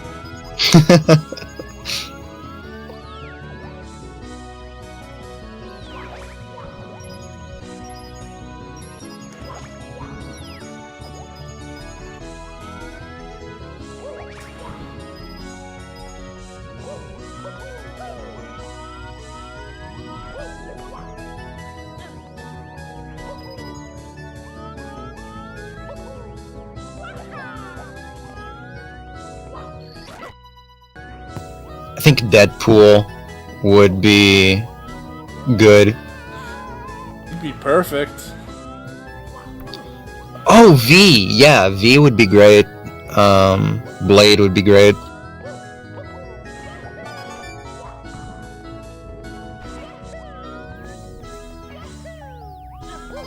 I could see, like, Dante from Devil May Cry.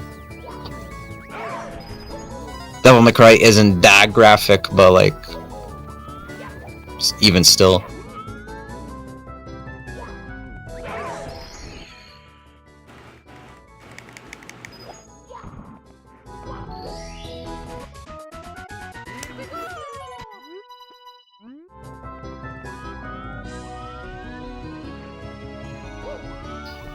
That is the thing, though, like, since MK is a Western series, you don't really get a whole lot in terms of, like, Japanese guest characters. I don't think they've had a Japanese guest character yet.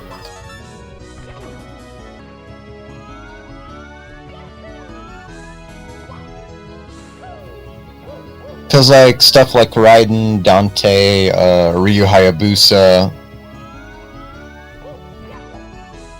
like, they would make sense. Granted, Ryu Hayabusa is already a character in Dead or Alive. But in terms of, like, cross-promotion... Don't catch me dead or alive. But in terms of cross-promotion, it would be cool.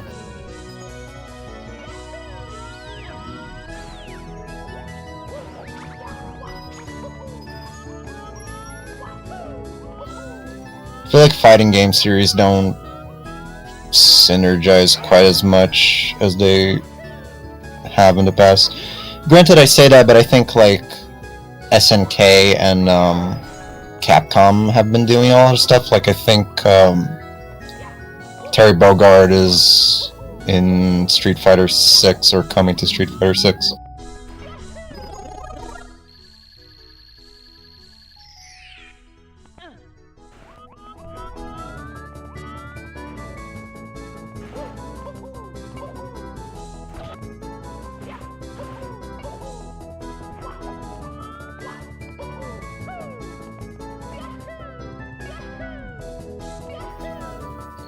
I think you could do, like, Resident Evil, crossing over with Mortal Kombat, like Leon or Chris as characters.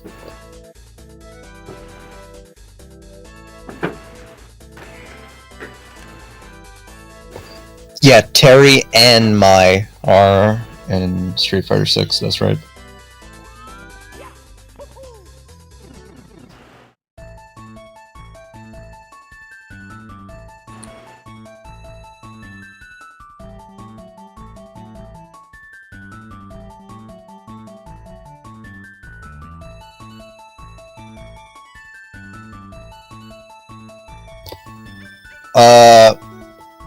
Doom Guy should 100% be in Mortal Kombat, I feel.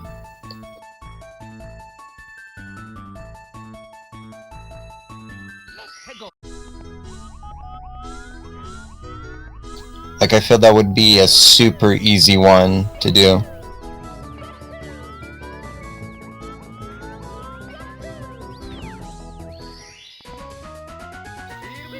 I'm joking, but Springtrap in Mortal Kombat. I mean, why not?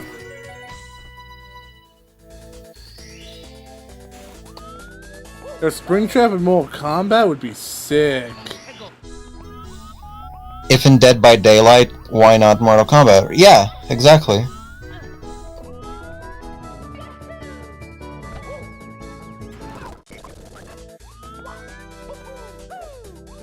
Oh yeah, Dead by Daylight is another great example of like a game that like basically runs on guest characters.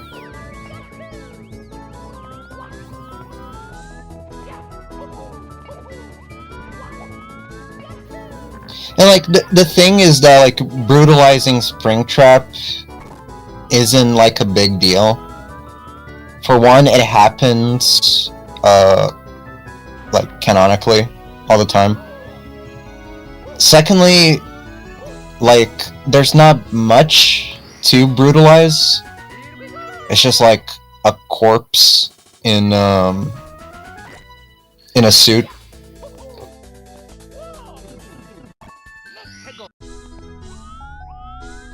So like he's already falling apart anyway. You cannot So if break they, like, what's already broken. So if they like chop him up and stuff, right? Like who cares?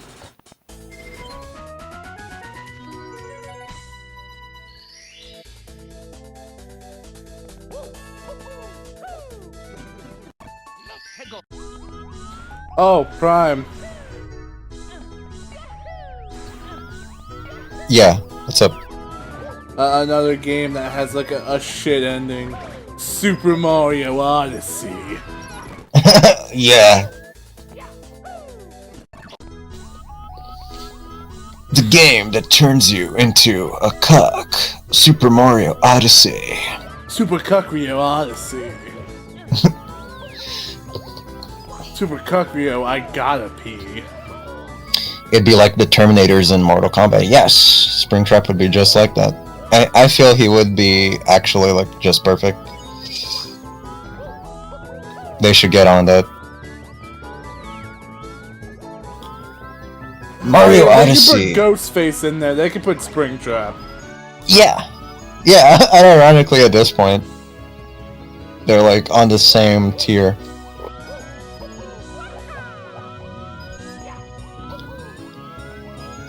Super Mario Odyssey, woke slop. Super Mario Odyssey ruined everything.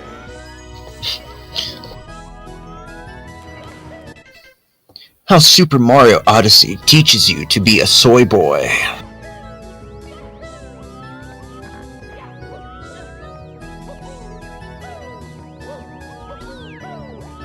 Pay $1,000 for my program to teach you how not to be a soy boy cuck like Mario.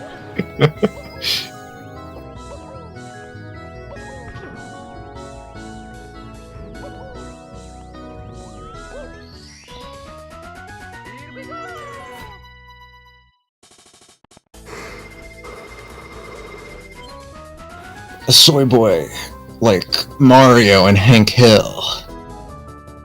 I really like that episode. It's me, Mario. I really like that they actually did something with G-Age's character. Yeah, I was it honestly makes not sense expecting- he turned out the way he did with no Cotton or father in his life. No pappy. Although he might have been better off with no Cotton in his life. Oh yeah. You know, if you had to choose between being fatherless or having Cotton as your dad. Now, Cotton would definitely have been more caring towards him than Hank, or at least more like nurturing. You think so? I think so. I don't know, But- it's hard to tell if Cotton... I don't know, I feel like Cotton decided that he didn't like Hank from the offset. Because he was born in New York. Yeah. Which was entirely his fault. And probably psychologically, a lot of the reasons why Cotton is the way he is with Hank has, like, to do with how he feels about Tilly.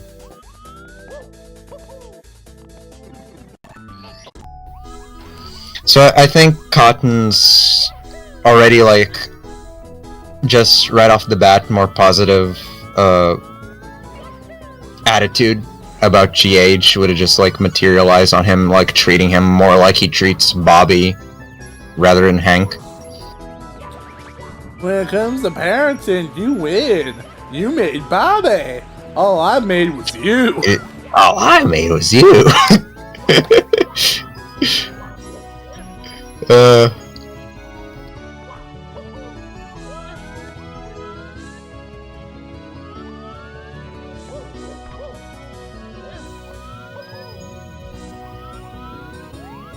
But yeah, I don't think Cotton would have traumatized GH like he did Hank. But I think that would just have led to GH being a considerably worse person. Yeah, because, I mean, like, you have to remember that, like, Cotton likes Bobby. And he trapped Bobby in, like, a hole for 3 days. Yeah, true.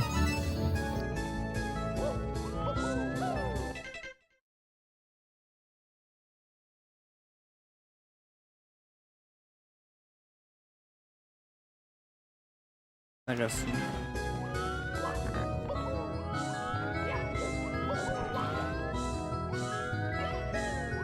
I still stand by. He would have been better off without a father if his only other option was Cotton. Yeah. I agree.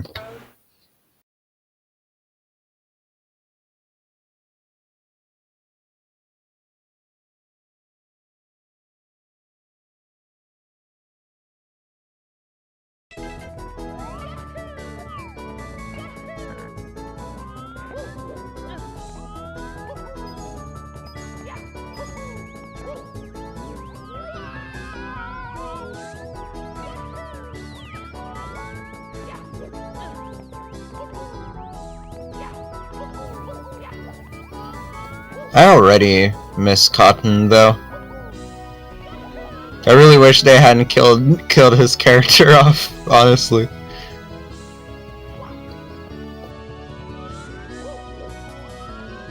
Makes me wonder if Hank's mom is still alive. Yeah, Tilly's probably still alive. I mean, if Buck is still alive, right? Yeah, true.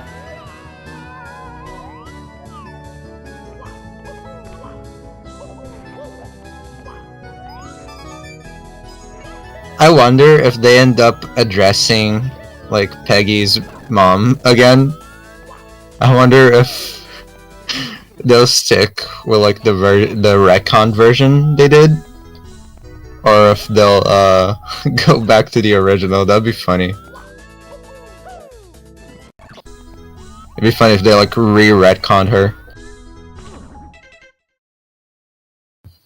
They seem to be...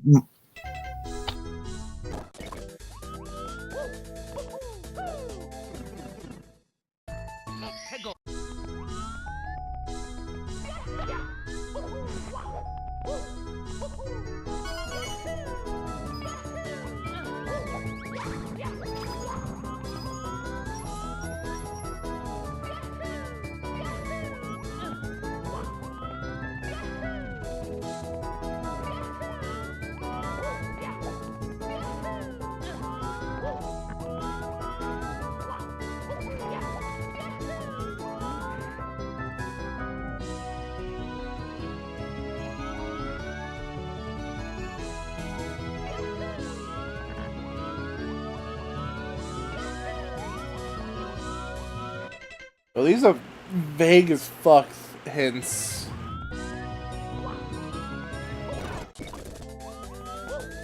You were saying, Prime?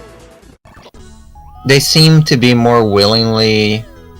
Or, sorry, not willingly, deliberately referential with the revival. Yeah, like a lot of callback jokes. Yeah, tons. So I think they're gonna try to be like better about the continuity.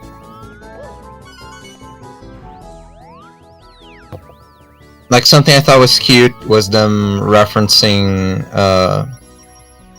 Bill and Leoma with Khan. And like actually weaving that into Khan's character as to like why he doesn't like Bill in particular. Yeah, he held on to that grudge. Which, you know what? Fair. It's funny to think that it was only an 8-year time skip and Khan was losing his hair. Yeah.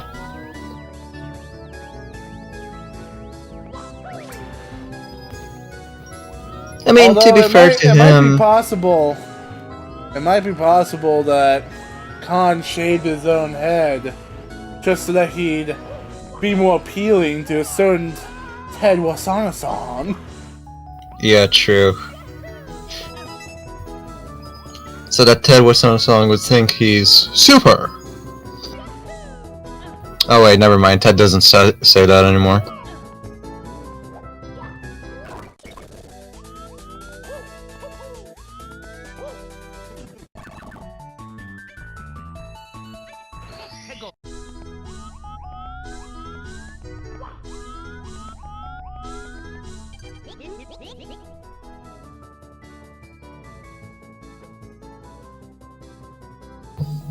You know, honestly, I thought New Dale would be like really hard to get used to.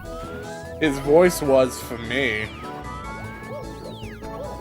It wasn't for me because even the lines recorded by Johnny sounded like different than Johnny used to. Yeah, I think it was like an intentional thing because, you know, he's 8 years later and he's a chain smoker. Yeah.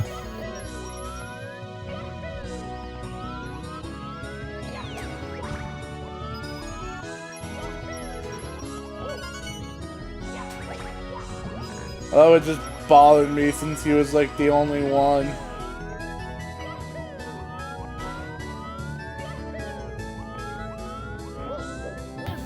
Yeah, he was the only one that sounded like significantly different.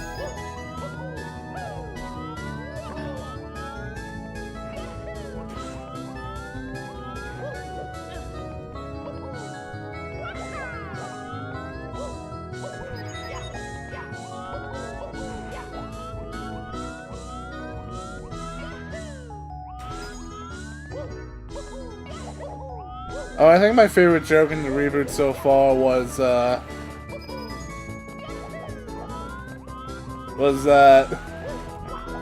one of that critic's grandfather was one of Khan's fitted victims. Yeah. He was one of the fitting men.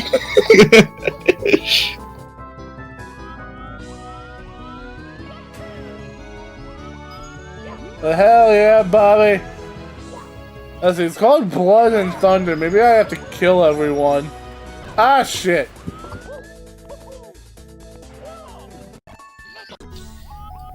I like that one shot of like Bobby looking like unimpressed. Like that made for a really good like reaction shot. When he was talking to Connie, or... I think when he was talking to Connie, yeah. Because it was in the restaurant.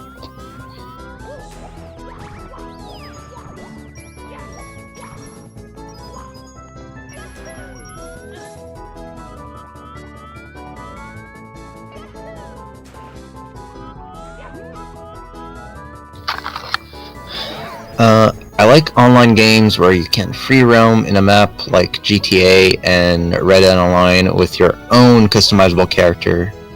It's like you're a playable NPC in that universe. Yeah. I think a lot of people see the appeal in that, considering like how popular GTA Online is.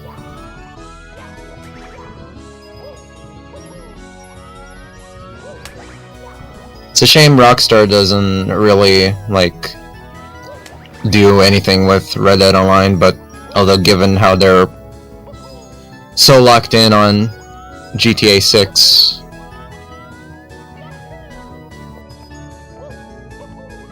Is like Red Dead Online not as popular as GTA Online?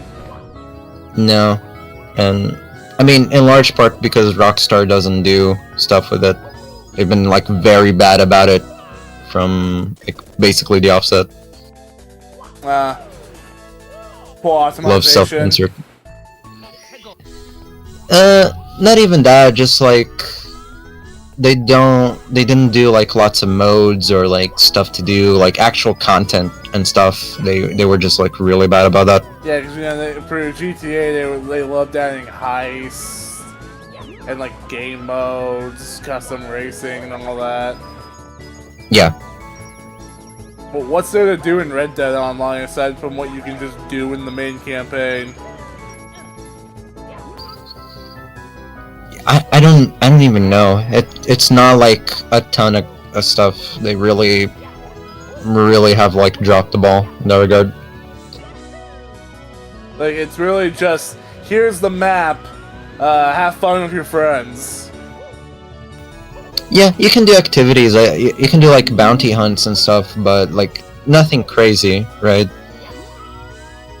Like that's the thing. In GTA Online, there's lots of stuff you do that you can't do in the main game. I think for Red Dead Online, it's more like, oh, there's some stuff.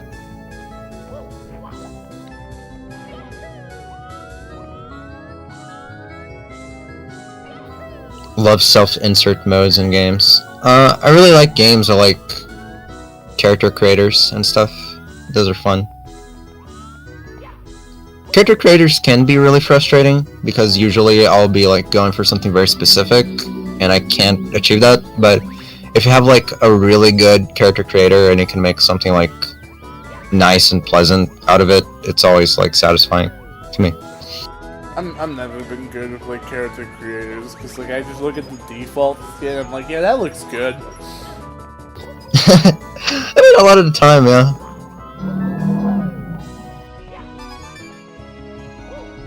Like when I played Pikmin 4 for the first time, I was looking at like all these options. You know, like I could try and make something look stupid, but it didn't really give you a lot of options in the first place. Yeah. So I was like, okay, I guess I'll just play the defaults, and I think that's like the nicest looking one here. It kind of sucks though because like a big appeal that Pikmin had was the fact that Olimar was an actual character. Yes. Yeah. And even though like people are split on Louis because he's an asshole. Yeah, he's a jerk. People, for the most part, even people who don't really like him, like the fact that he's an actual character too. Yeah, they kind of did the thing they've decided to do with like Pokemon, I guess. And while some people didn't like the pro tags from Pikmin 3, they were too basic. Yeah. And even they'd prefer that over the blank canvas that is Pikmin 4 pro tag because it's customizable. Yeah.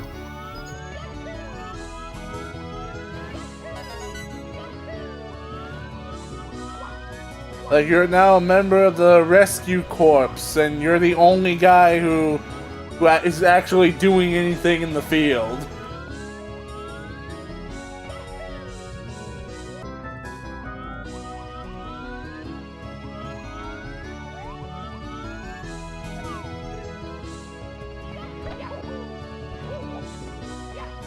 Oh, I tried killing everything, that didn't work. Games that give you the map to explore but the main characters don't appear in it. Best game ever. Only yourself and your friends, and a whole open world to explore. Yeah, I can definitely see the appeal in that.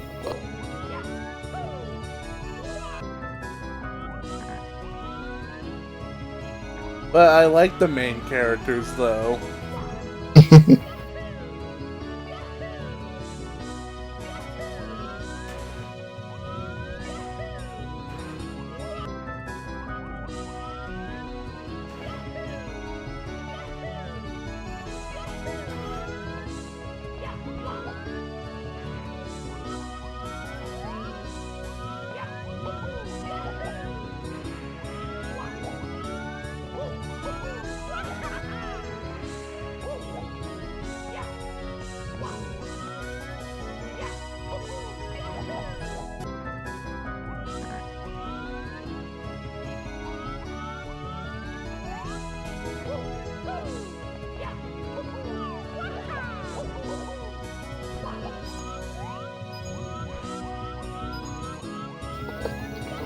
You're the main character. No, really. You're just a playable NPC in your eyes. So there's that.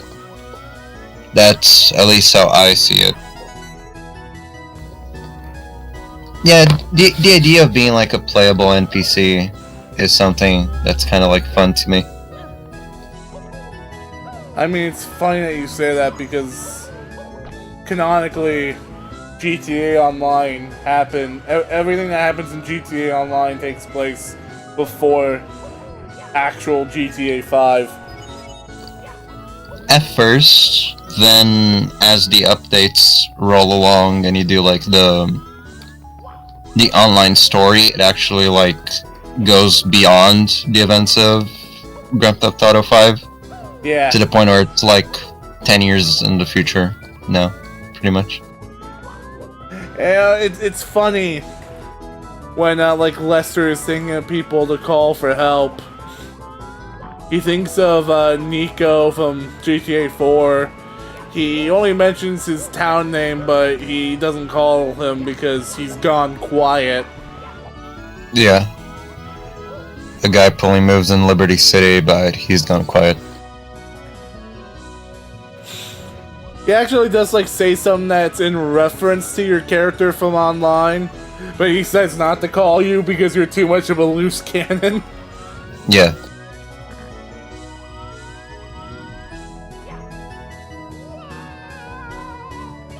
Bro, what is this fucking star, dude? I've looked everywhere. This map is not that big. No special abilities or powers, just yourself and your gear.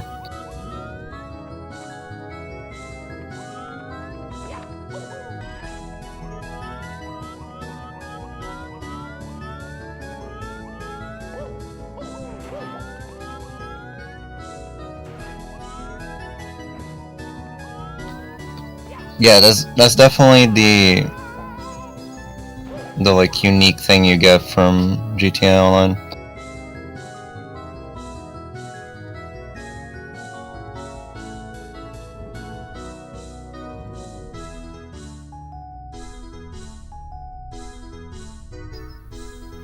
Granted, with all the stuff that the GTA Online protagonist has access to compared to the actual single-player characters, that might as well be better than any superpower.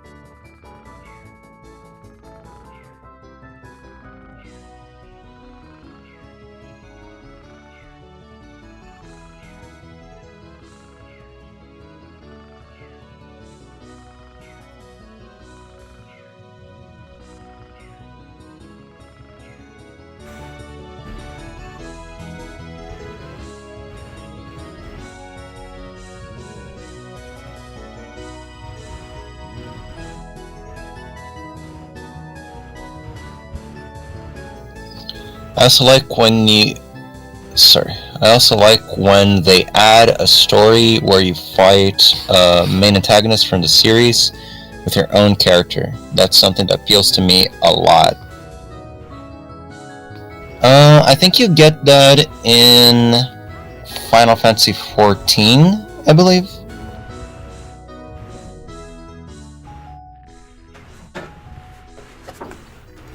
You're like, oh, my arch enemy. Wait, who the hell are you?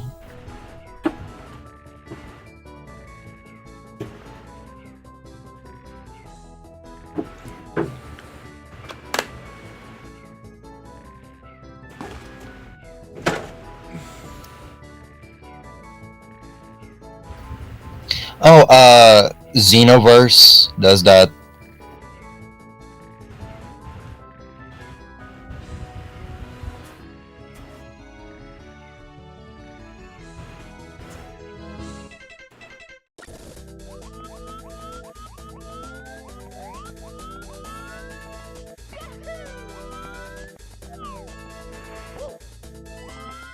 I mean, does the numbers really count considering the fact that, like, Fu is supposed to be the antagonist to you specifically?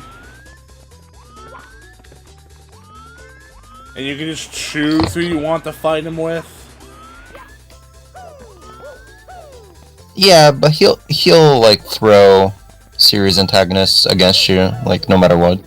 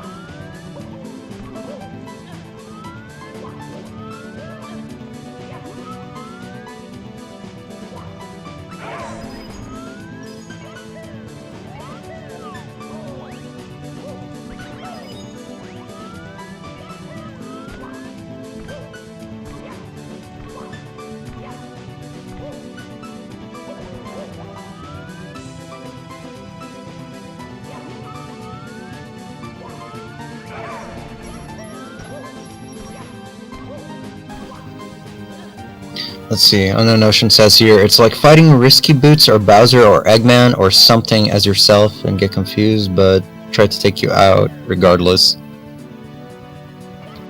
when you get to play as a me in the next Mario vs. Sonic game. Oh, those aren't being made anymore, so... Ah, shit. Merciful.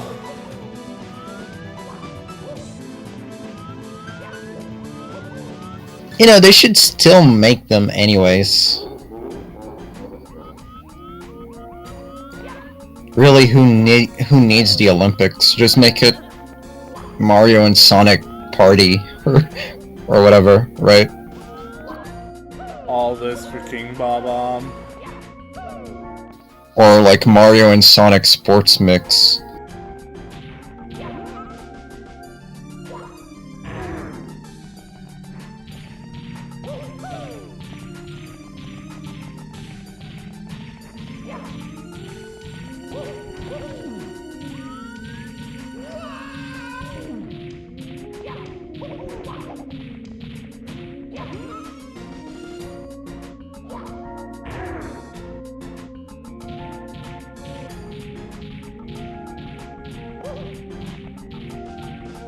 I think this helps you more than anything. It would definitely be more helpful once he turned around. Oh, nope. Whee! Ah.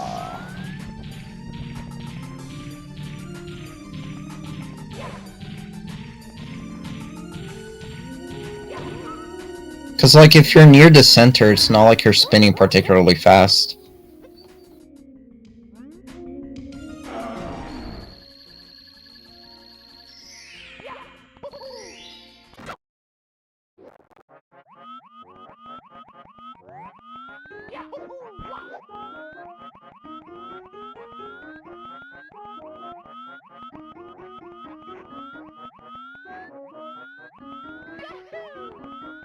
This long rabbit hole I've found myself in. Is this Minecraft? Wait, that star I got from being King Bob-omb not count? I don't think it did.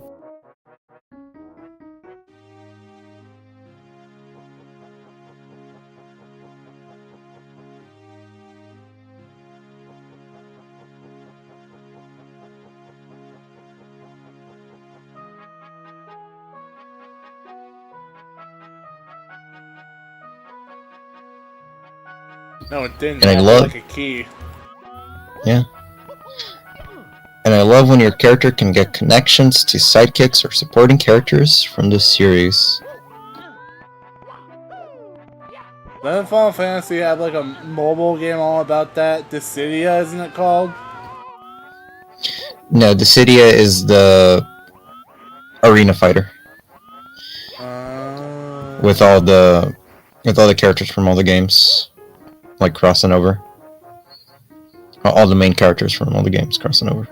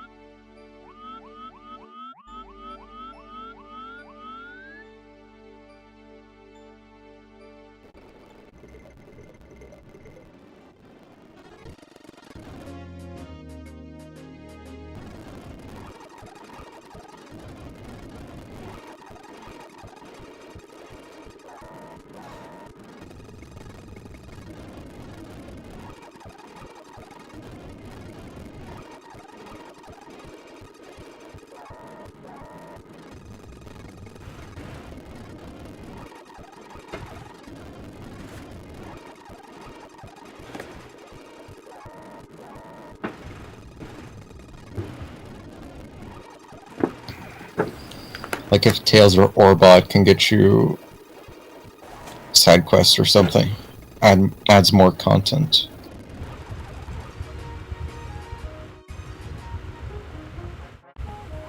Yeah, that's pretty much one-to-one the GTA Online experience. Like you get missions from like Lester and Lamar and stuff.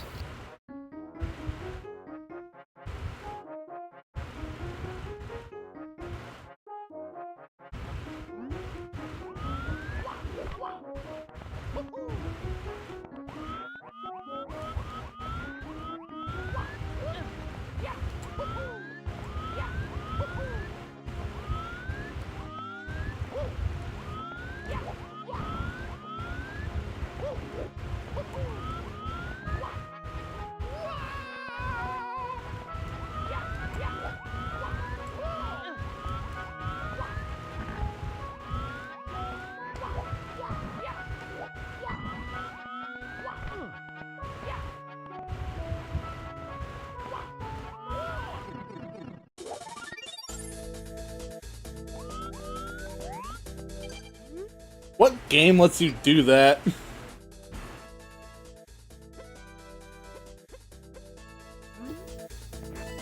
But working for villainous characters as well, even better. You can choose sides for yourself, or be a switcher.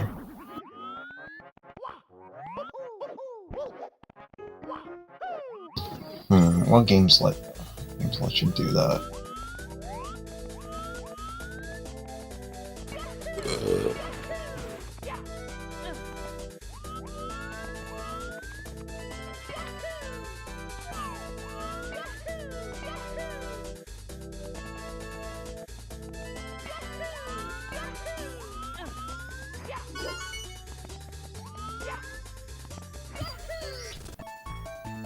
I think Star Wars Knights of the Old Republic lets you do that. Spider-Man Web of Shadows, yeah. Web of Shadows does let you do that kind of thing. Infamous, yeah. I mean, sure, you can do good or bad things in the Web of Shadows, but at worst, doing the black suit path just makes P act like a dick for a bit.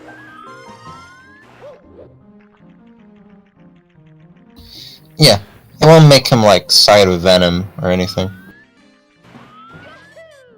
Like, those decisions like need to add up to have any like lasting impact, because if you like, I think the game is structured that if you pick the black suit too many times, then you get like the evil ending.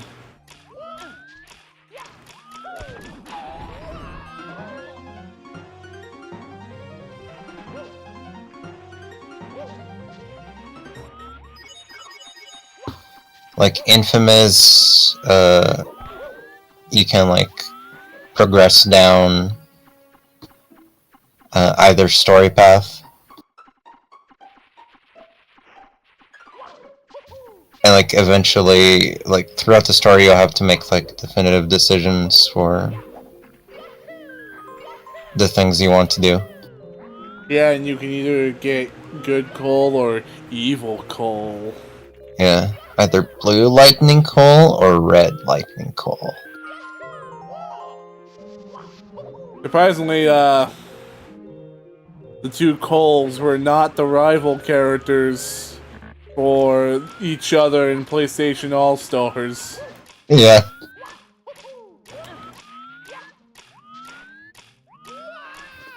Red Dead Online still has the honor system, but it doesn't affect anything. Yeah, go figure. What's even the point then?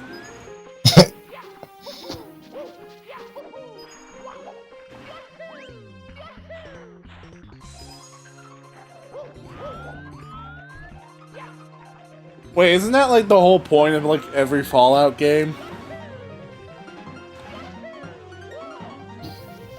Yeah, in Fallout you can, like, choose, like, which factions you want to side with.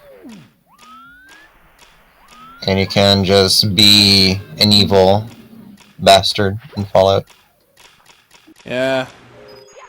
And they show how being evil in games is like the most boring option.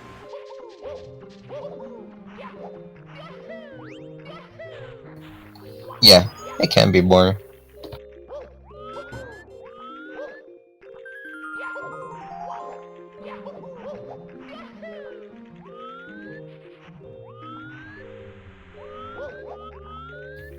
I'm not often evil in games, makes me feel bad.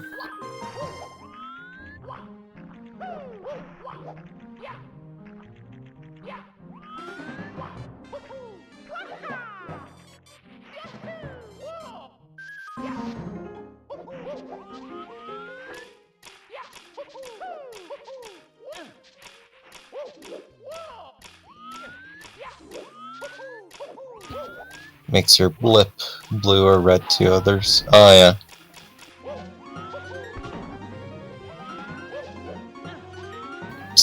It's not like other players care at all about your honor.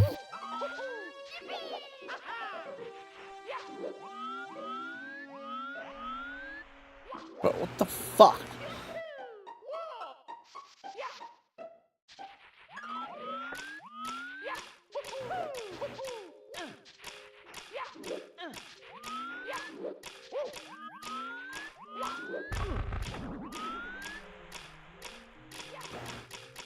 Honor system that doesn't do anything? Wow, it's just like Shadow the Hedgehog. The hell is that supposed to mean?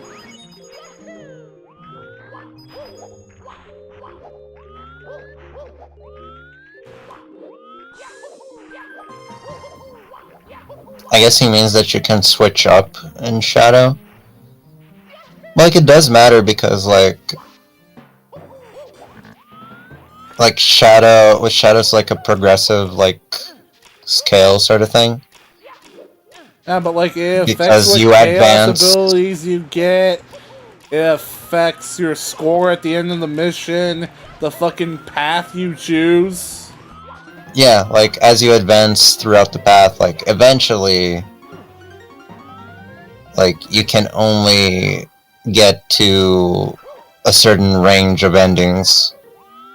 Like, the further along, the less you can alter what ending you get, or your options for what ending you can get.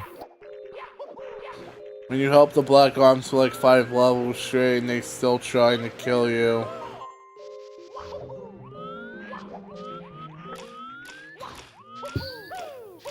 I mean, yeah, but that's like everybody except for your partner characters. Like, all the enemies will always try to kill you, no matter what. Yeah, plus that just like adds to the challenge. Yeah.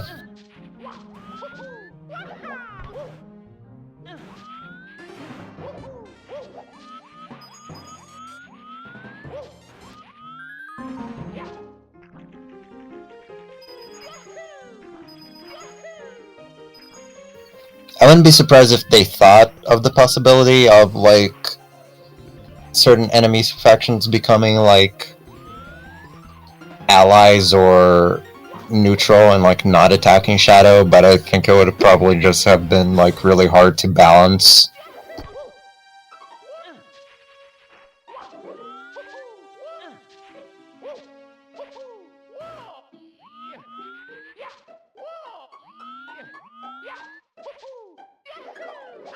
Especially because the game is structured to give you the freedom to, like, actively switch between any mission that you want.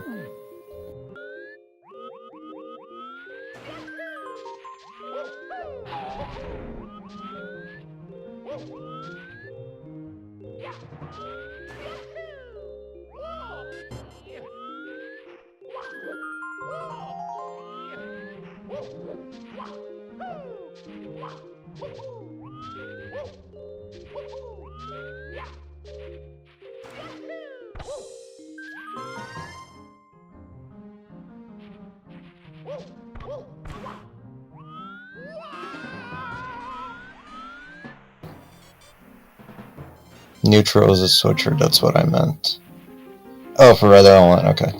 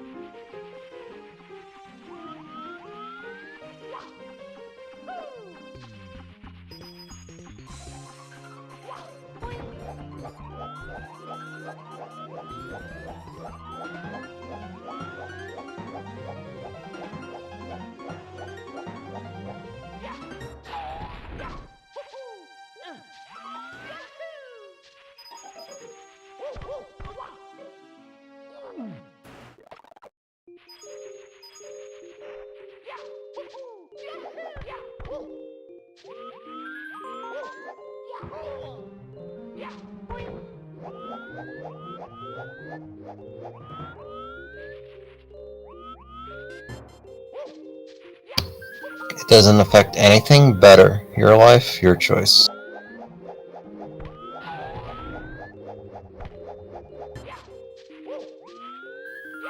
I do think in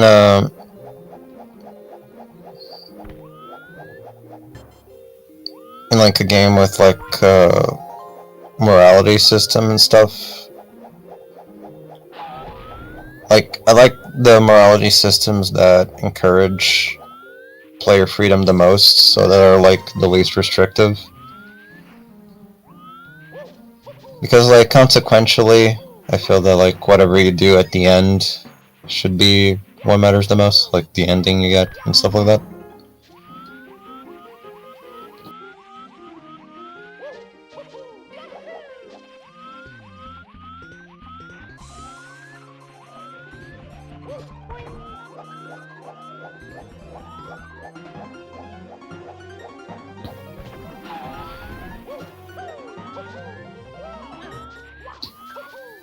I love how your character in GTA... I love how your online character in GTA is so impassive about everything. Yeah. I mean, they make jokes about your online dude just being like the quiet type.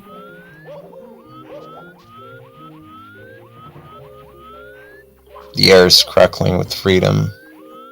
Chaotic, the way I like it. Do do do do do do do. Do do do do do do do do do do do do do do do.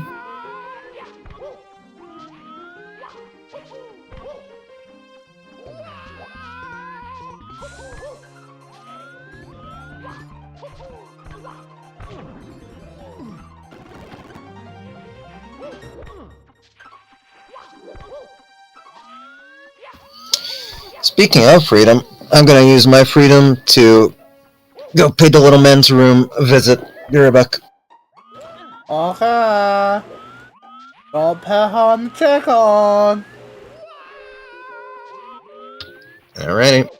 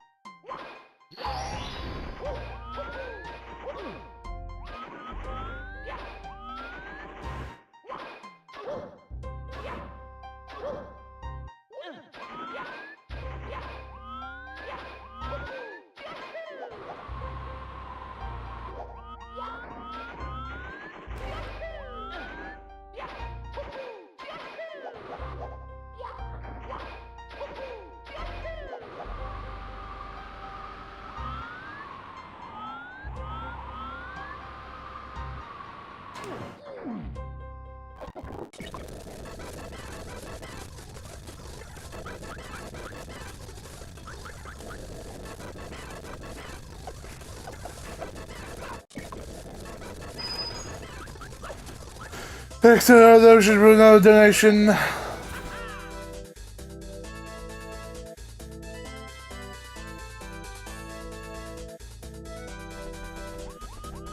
It's always fun to talk about random shit.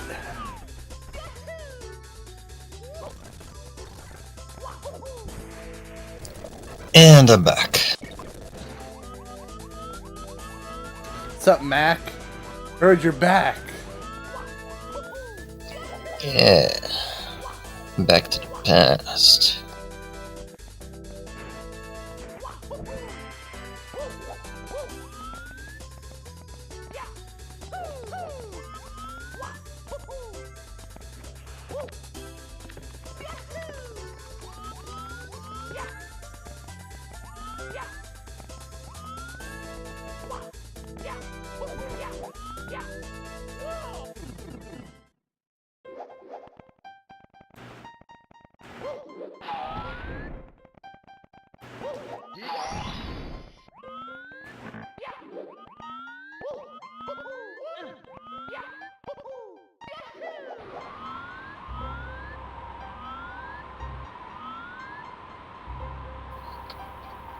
Let's see.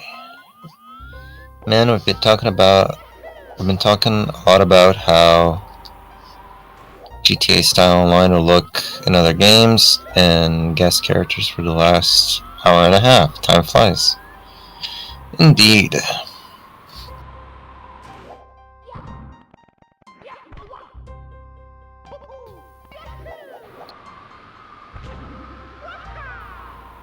It's always nice when Robbie and I have some conversation topic, and it's especially nice when there is viewer engagement from you guys in the chat.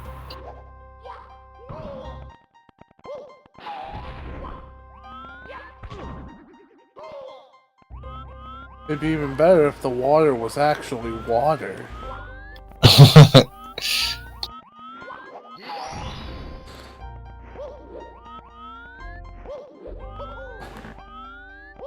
At least you made it a scrolling texture.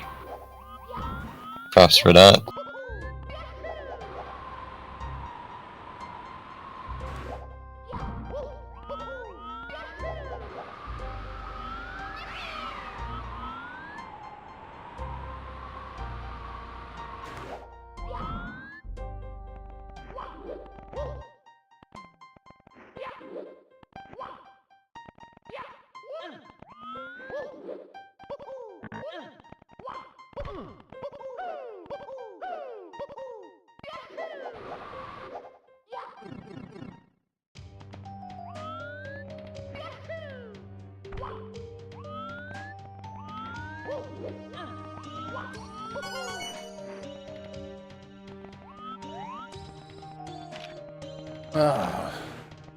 There was one weird ass game of Skyblock.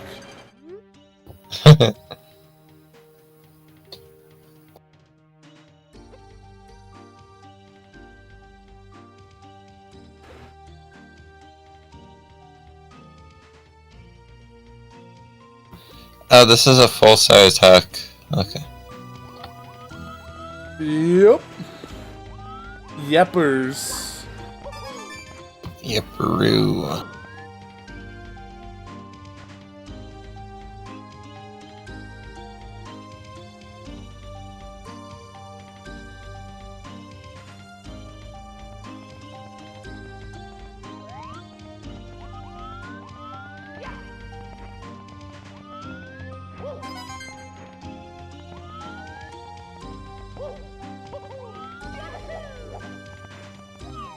Although this hacker seems to be a compilation of levels made by the creator in his past.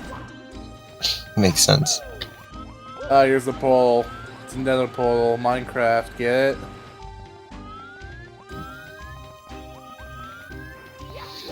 Indeed, I do get it.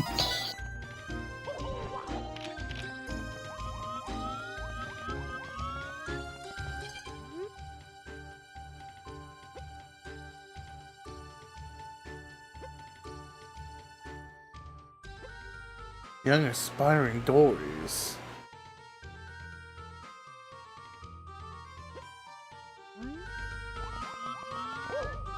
Mario's gonna become a Dory? Finally.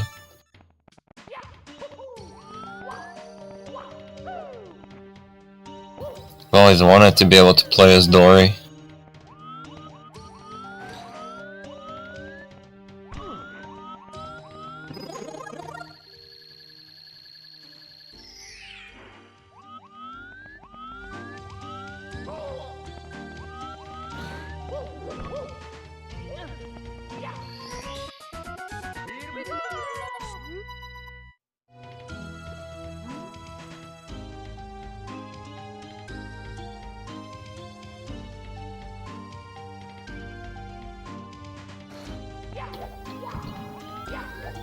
It's midnight. Time really does fly.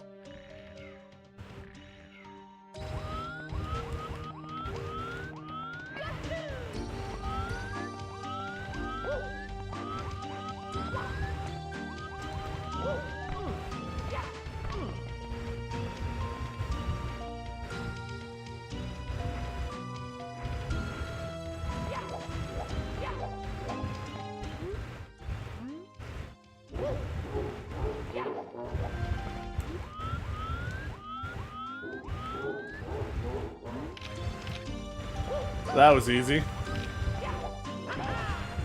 Easy peasy.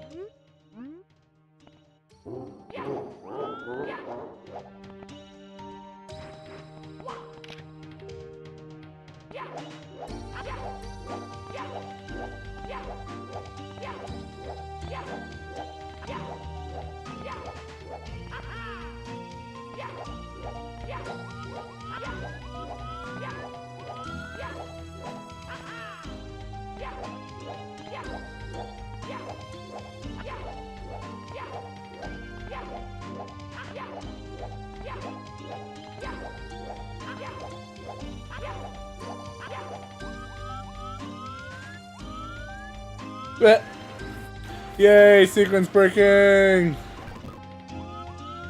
Woo!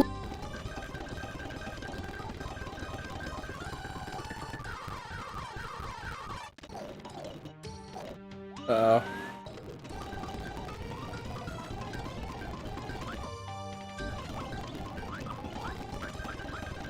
No. I think I broke something.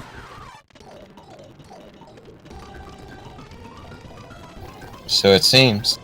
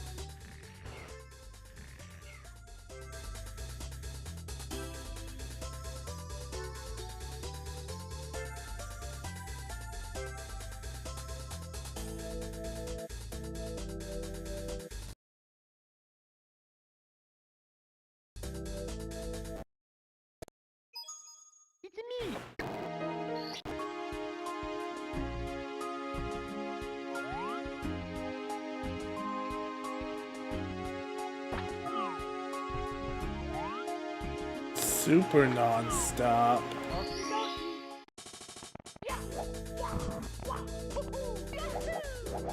Oh shit!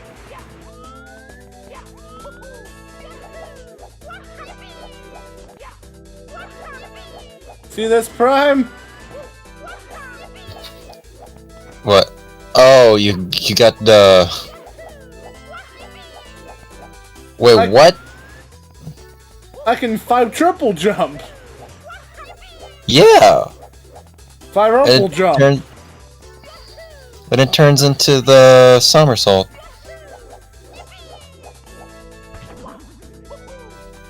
Huh, Yeah, that's really cool. That was just a mode I could have turned on to start the game. Well, that would have been useful. Yeah. Because I was watching... I'm watching some other guy play it to help me since I was getting lost in a few areas. And like, he kept doing these jumps. I'm like, how the hell is he doing that? What's the secret? If he was doing it at the start of the game when he had 0 stars, so that can't be a progression thing.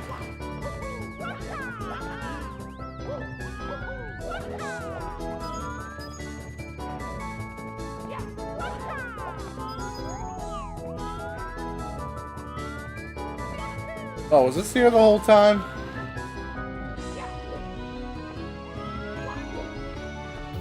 Yeah, I think so. No, it wasn't. No way. How did I miss this?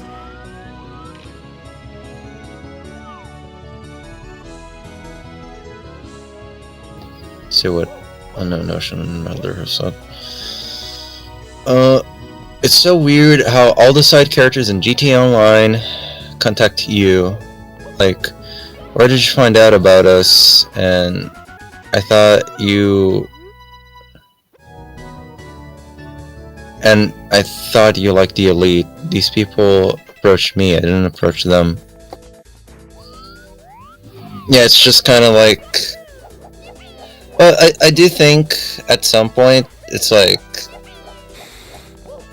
the initial characters you're connected with, just like you connect to other characters through them, so it becomes sort of like a networking thing. And like some people just hear about you from your reputation and so on. You ever seen that GTA VR video with Stephen Ogg? His energy is contagious.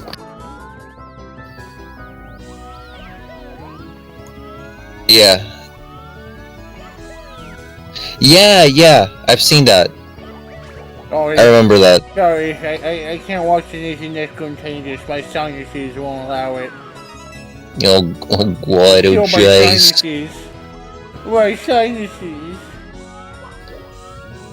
Gosh, his energy is contagious. Yeah, that video is really fun.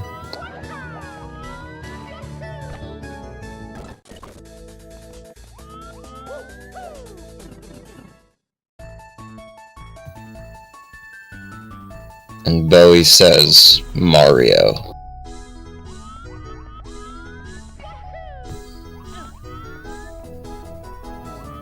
Hello, Bowie. Yes, that is indeed Super Mario.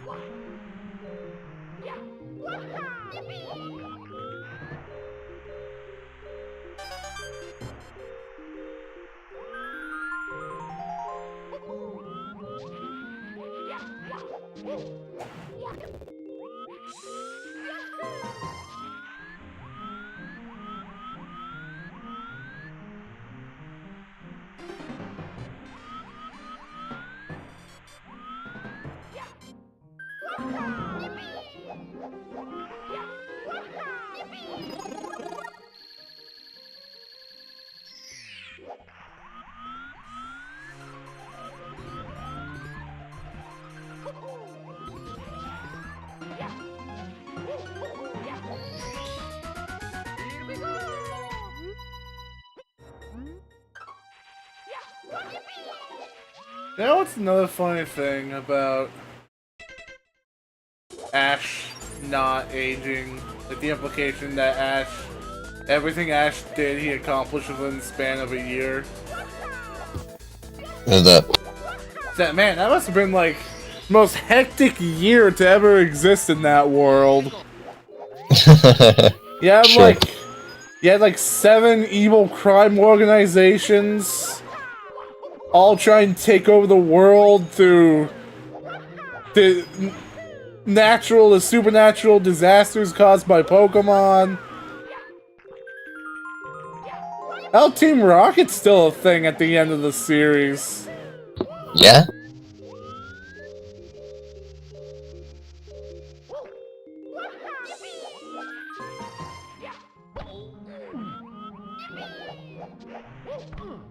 Oh hey, I found the black box. Hey, I'm stuck. Hey, I'm no longer stuck.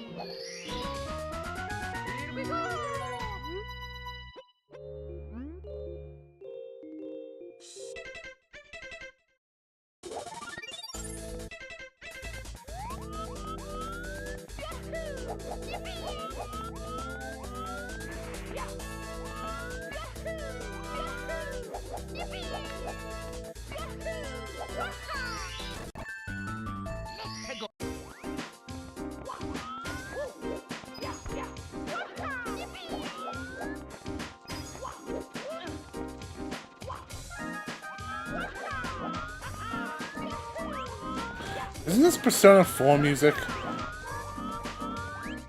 Yeah.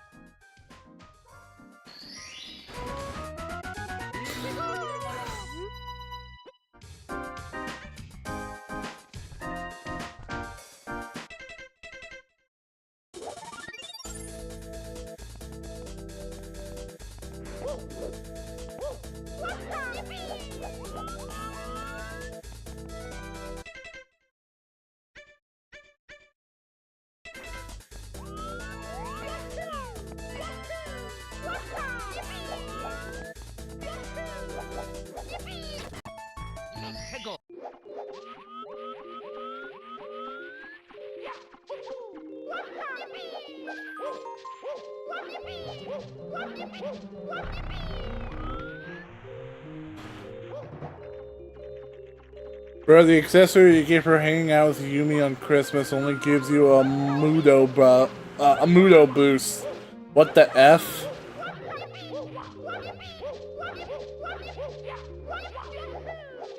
What the F?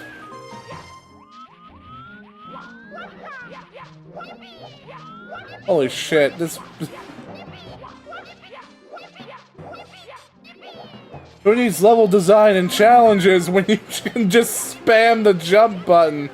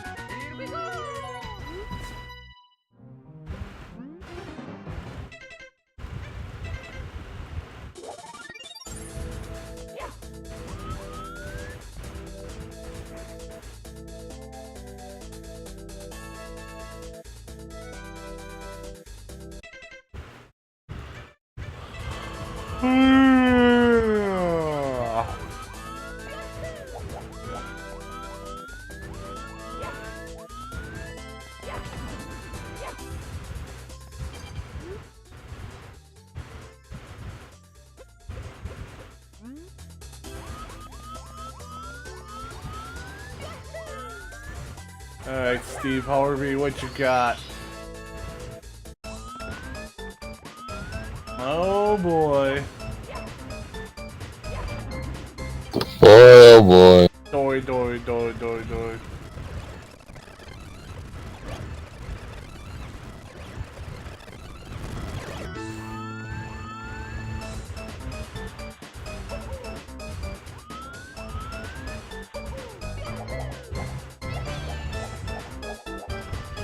Ah, the jump betrayed me!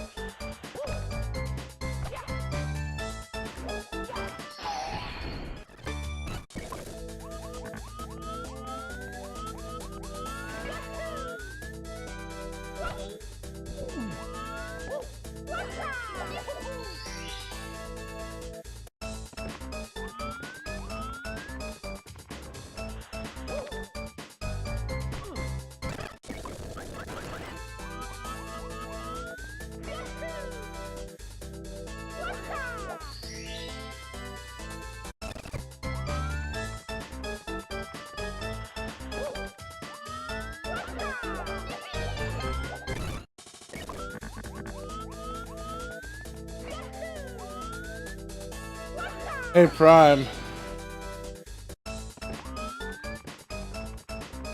I said, hey, Prime. Sorry, I forgot I had to push the talk on. Yes? Would you rather be dead or a slave?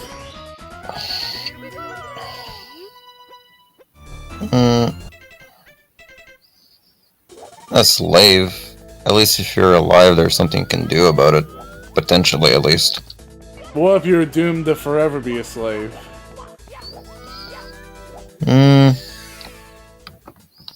Guess even then it depends on what kind of slave work you're doing. The bad kind. I mean, any slave work is the bad kind. But there's like, you know, degrees to what you can be, you know, ordered to do. If it's something like really agonizing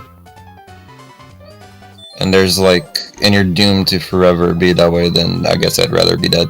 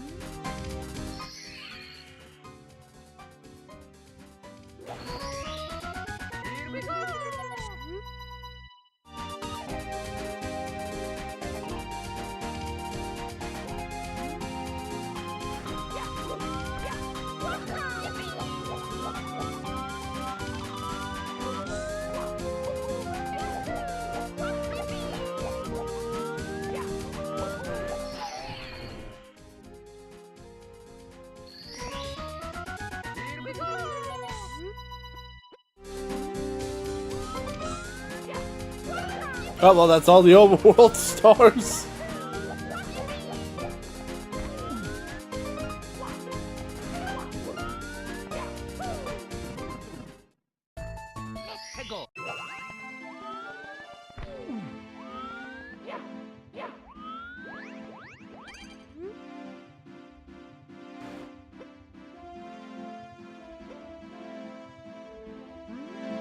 What do you mean most of it?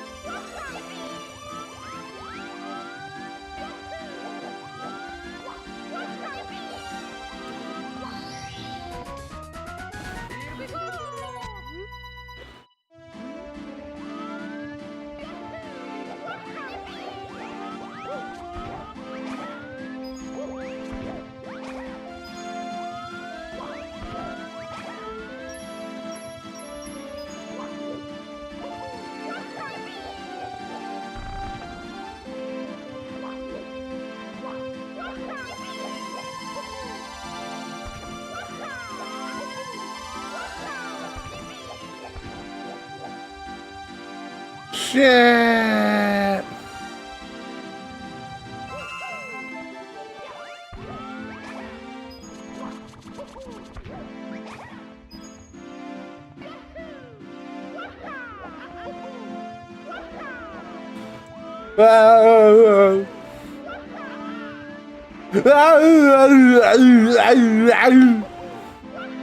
Yeah.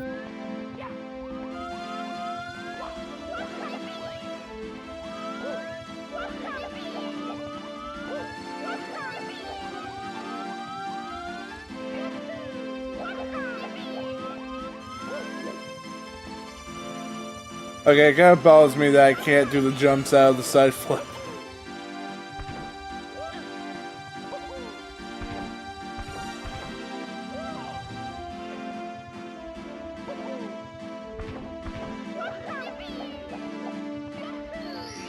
And Piglet's big game was trending, yeah, because it had some eerie music in a level that was supposed to feel eerie.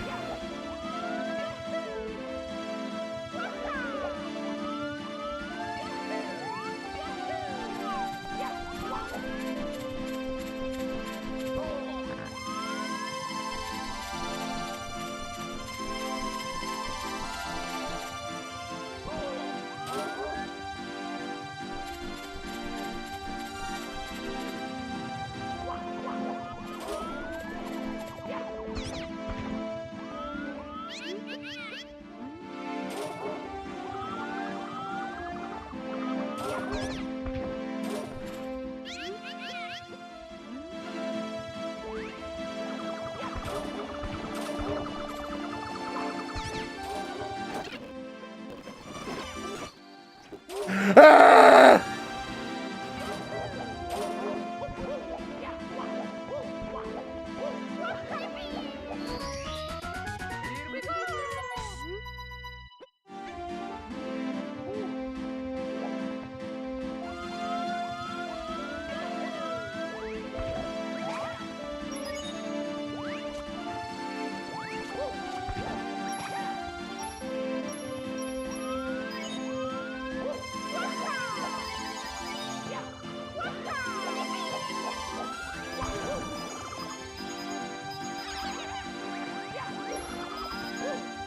Yeah, I like how it's sometimes these things are like very cleverly hidden behind an obstacle or just somewhere out of sight, but here it's just behind a tree. Yeah.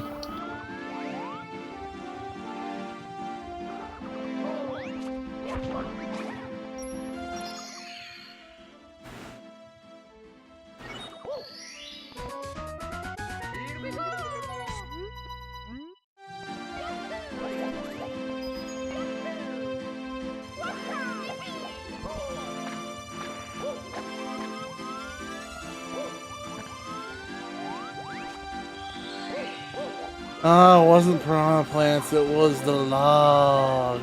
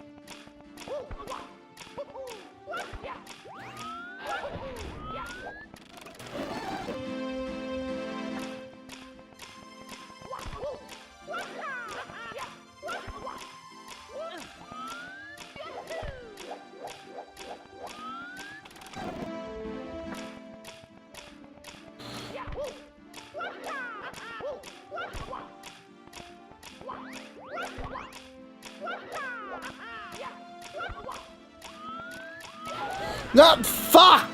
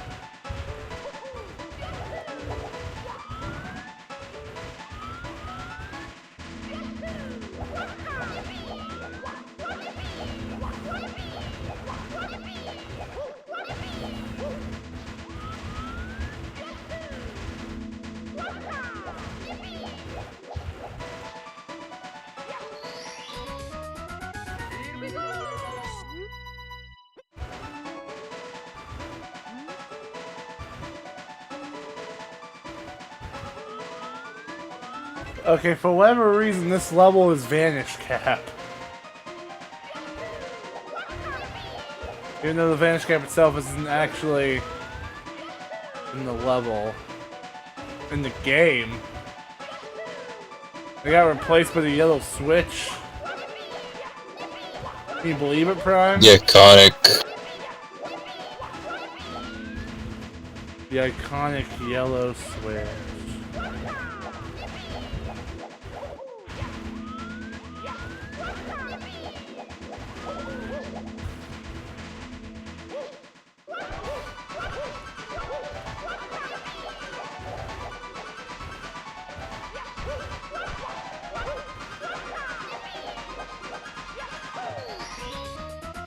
And this is just flat out cheating. But it's an in-game cheat, so I don't feel bad about it.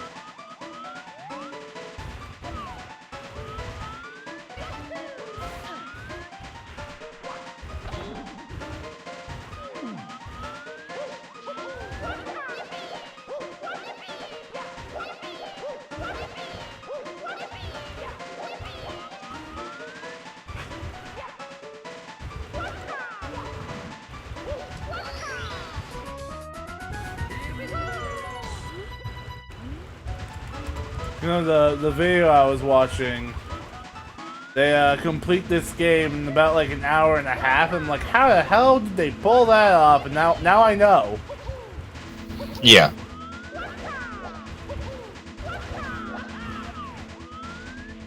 Video games are much easier when you can cheat.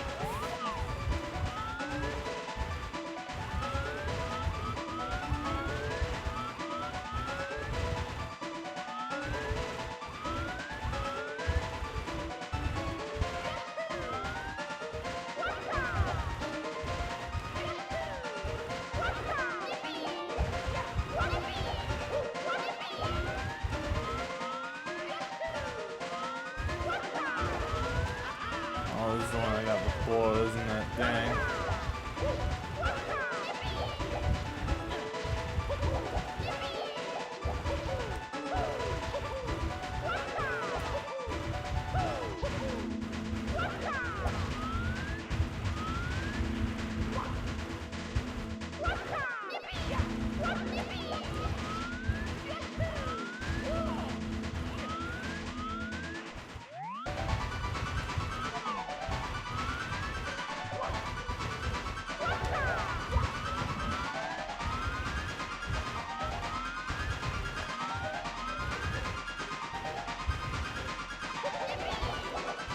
Holy crap.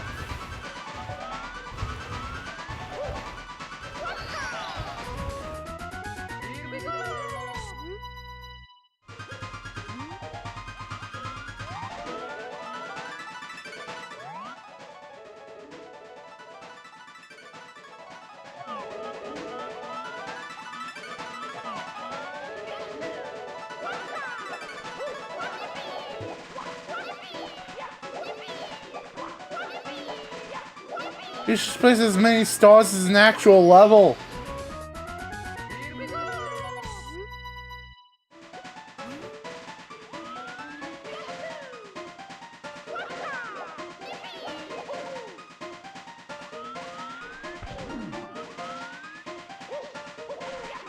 Oh, I see. So this level increases the shit out of your slide speed, and that's why I take off every time.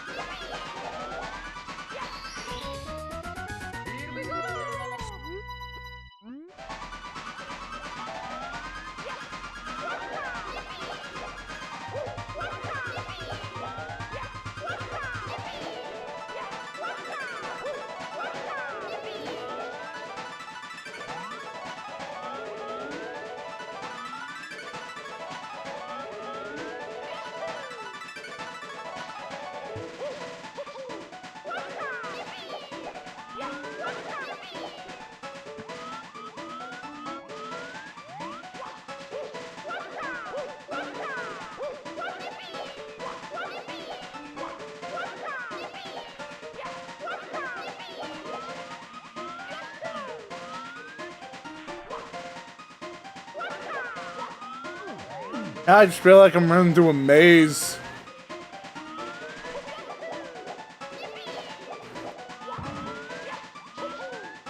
I gotta find that last damn star. The last darn star emerald.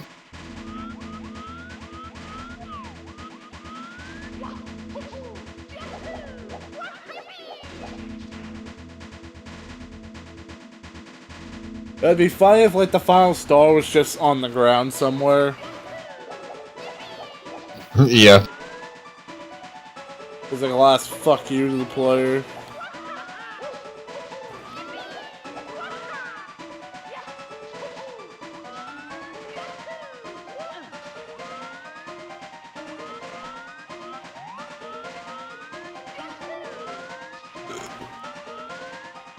Hey, did we ever, like, go all the way through that Star Fox task I tried to show you? I don't think we got all the way through. Ah. Yeah, watching that again made me start itching again for Star Fox stuff. But then but then that just makes me miserable again. Because it just reminds me of how fucking dead this franchise is.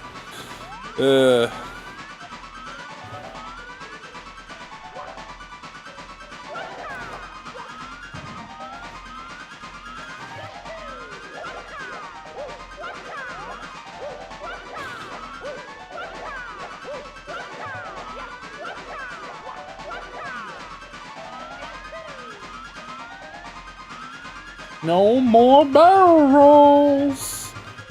No more Einstein!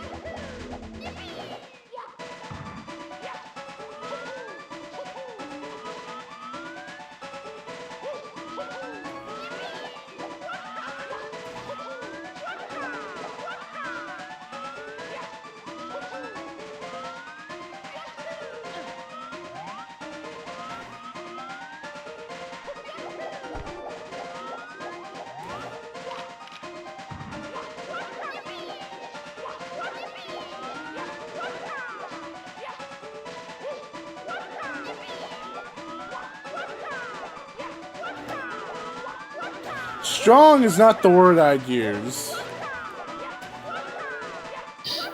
Frankly, understandable.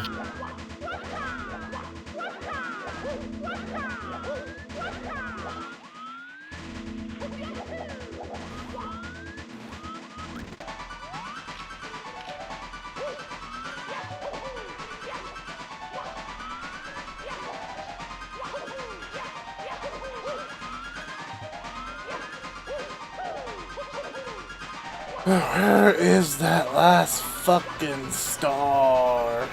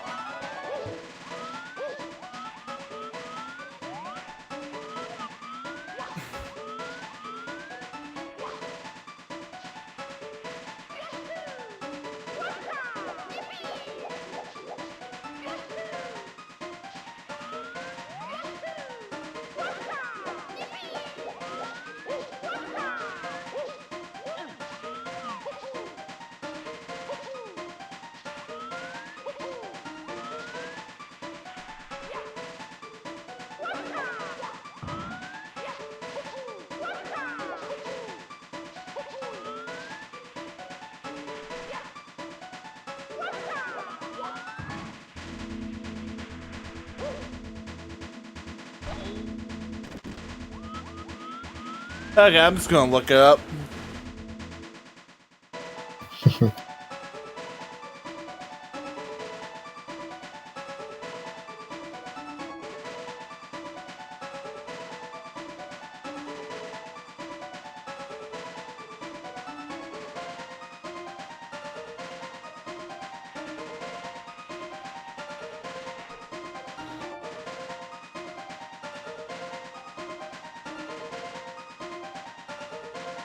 Okay.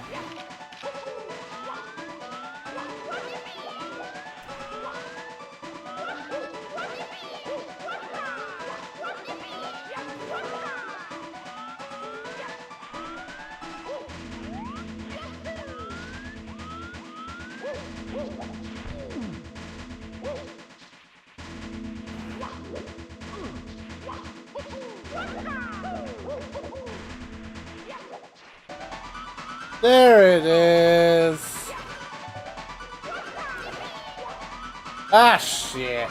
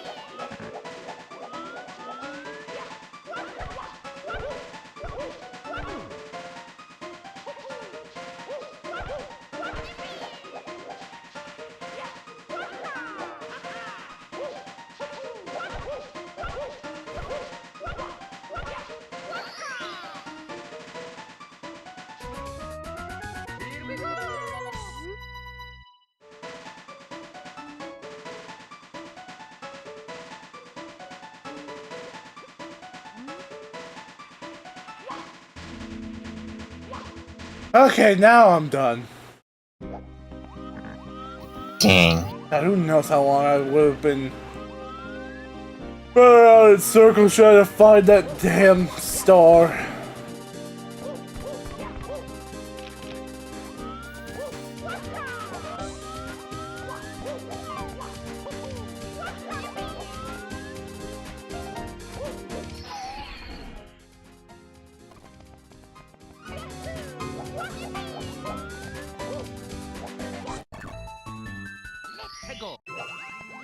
Wait, I didn't get the red coin star?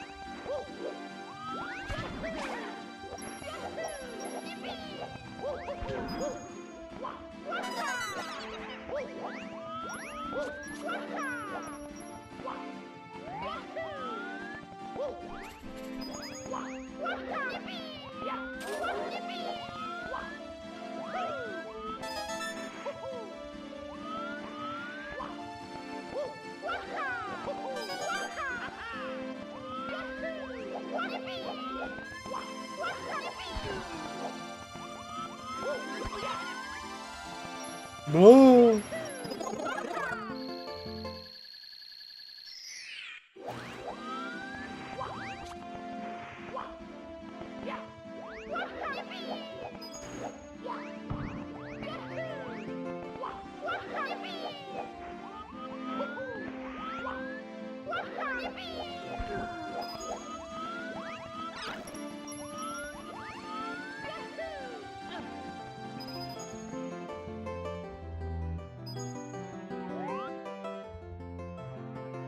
All-star mode.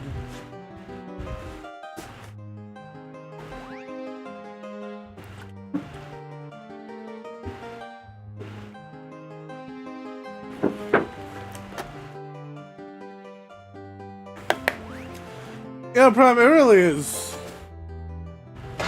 pretty amazing that when the team that worked on like the original Smash Bros,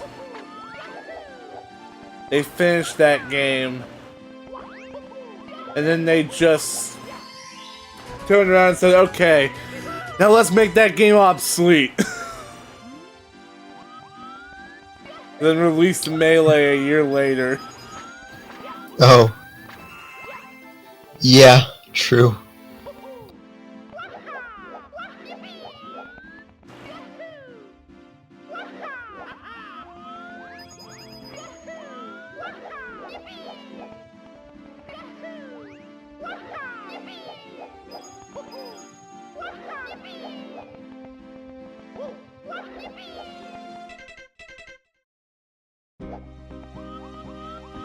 Pram, how you feeling?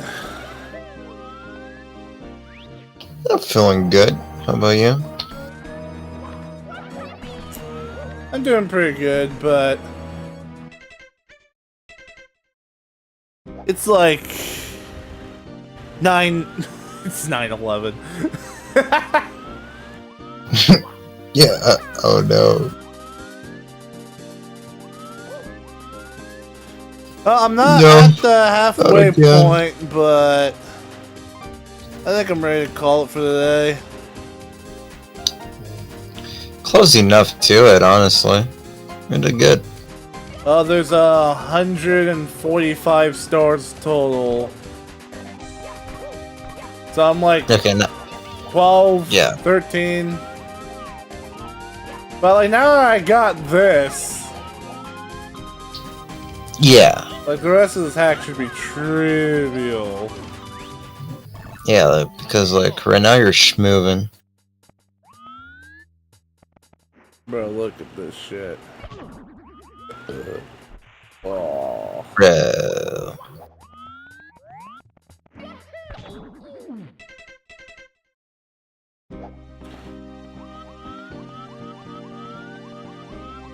But I say call it, bro.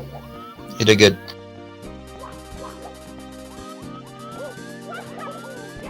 That's why I get back to the first. Probably will just send me there when I reset, but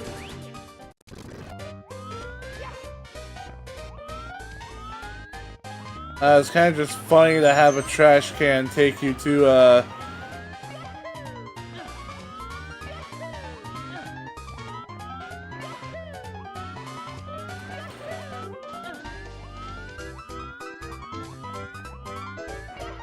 it's so funny to just have a trash can take you to a fucking warp zone or whatever.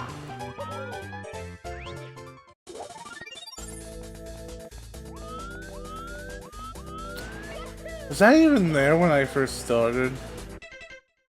I only one way to find out. I don't remember.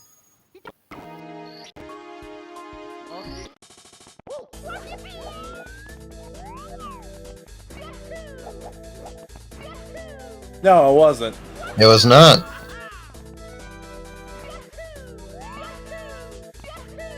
They just put a warp room there after X amount of stars where you can just go to Bowser 2, I guess. Interesting.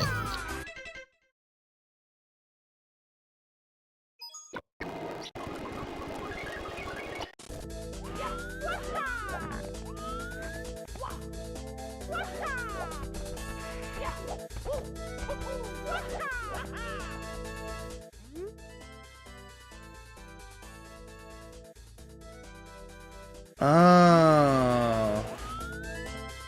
Those 20 stars.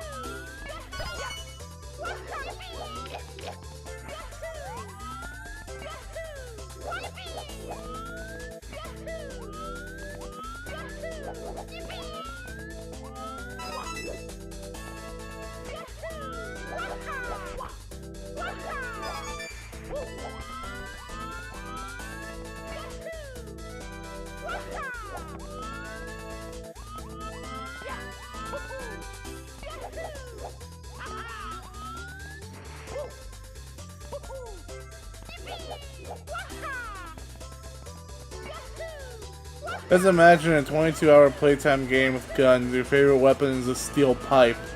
This is my result after beating Silent Hill 2.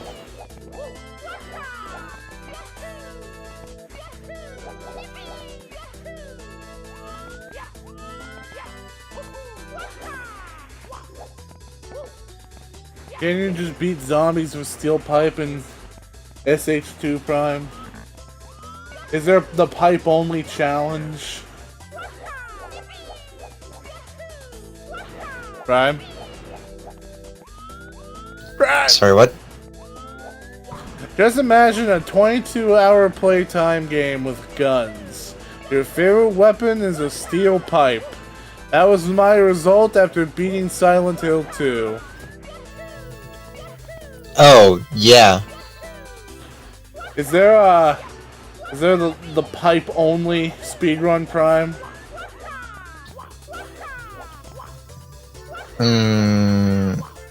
Yeah, there should be.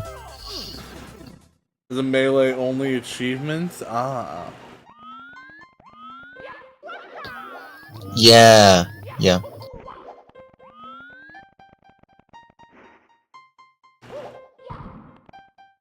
Okay, enough stalling. End the stream.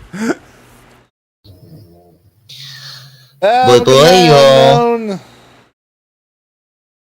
Have a good night. Thanks for joining, Unknown. Thank you for your generous donations yet again. You're the Very much only appreciated. person funding me through non-college. Good night. Bye bye.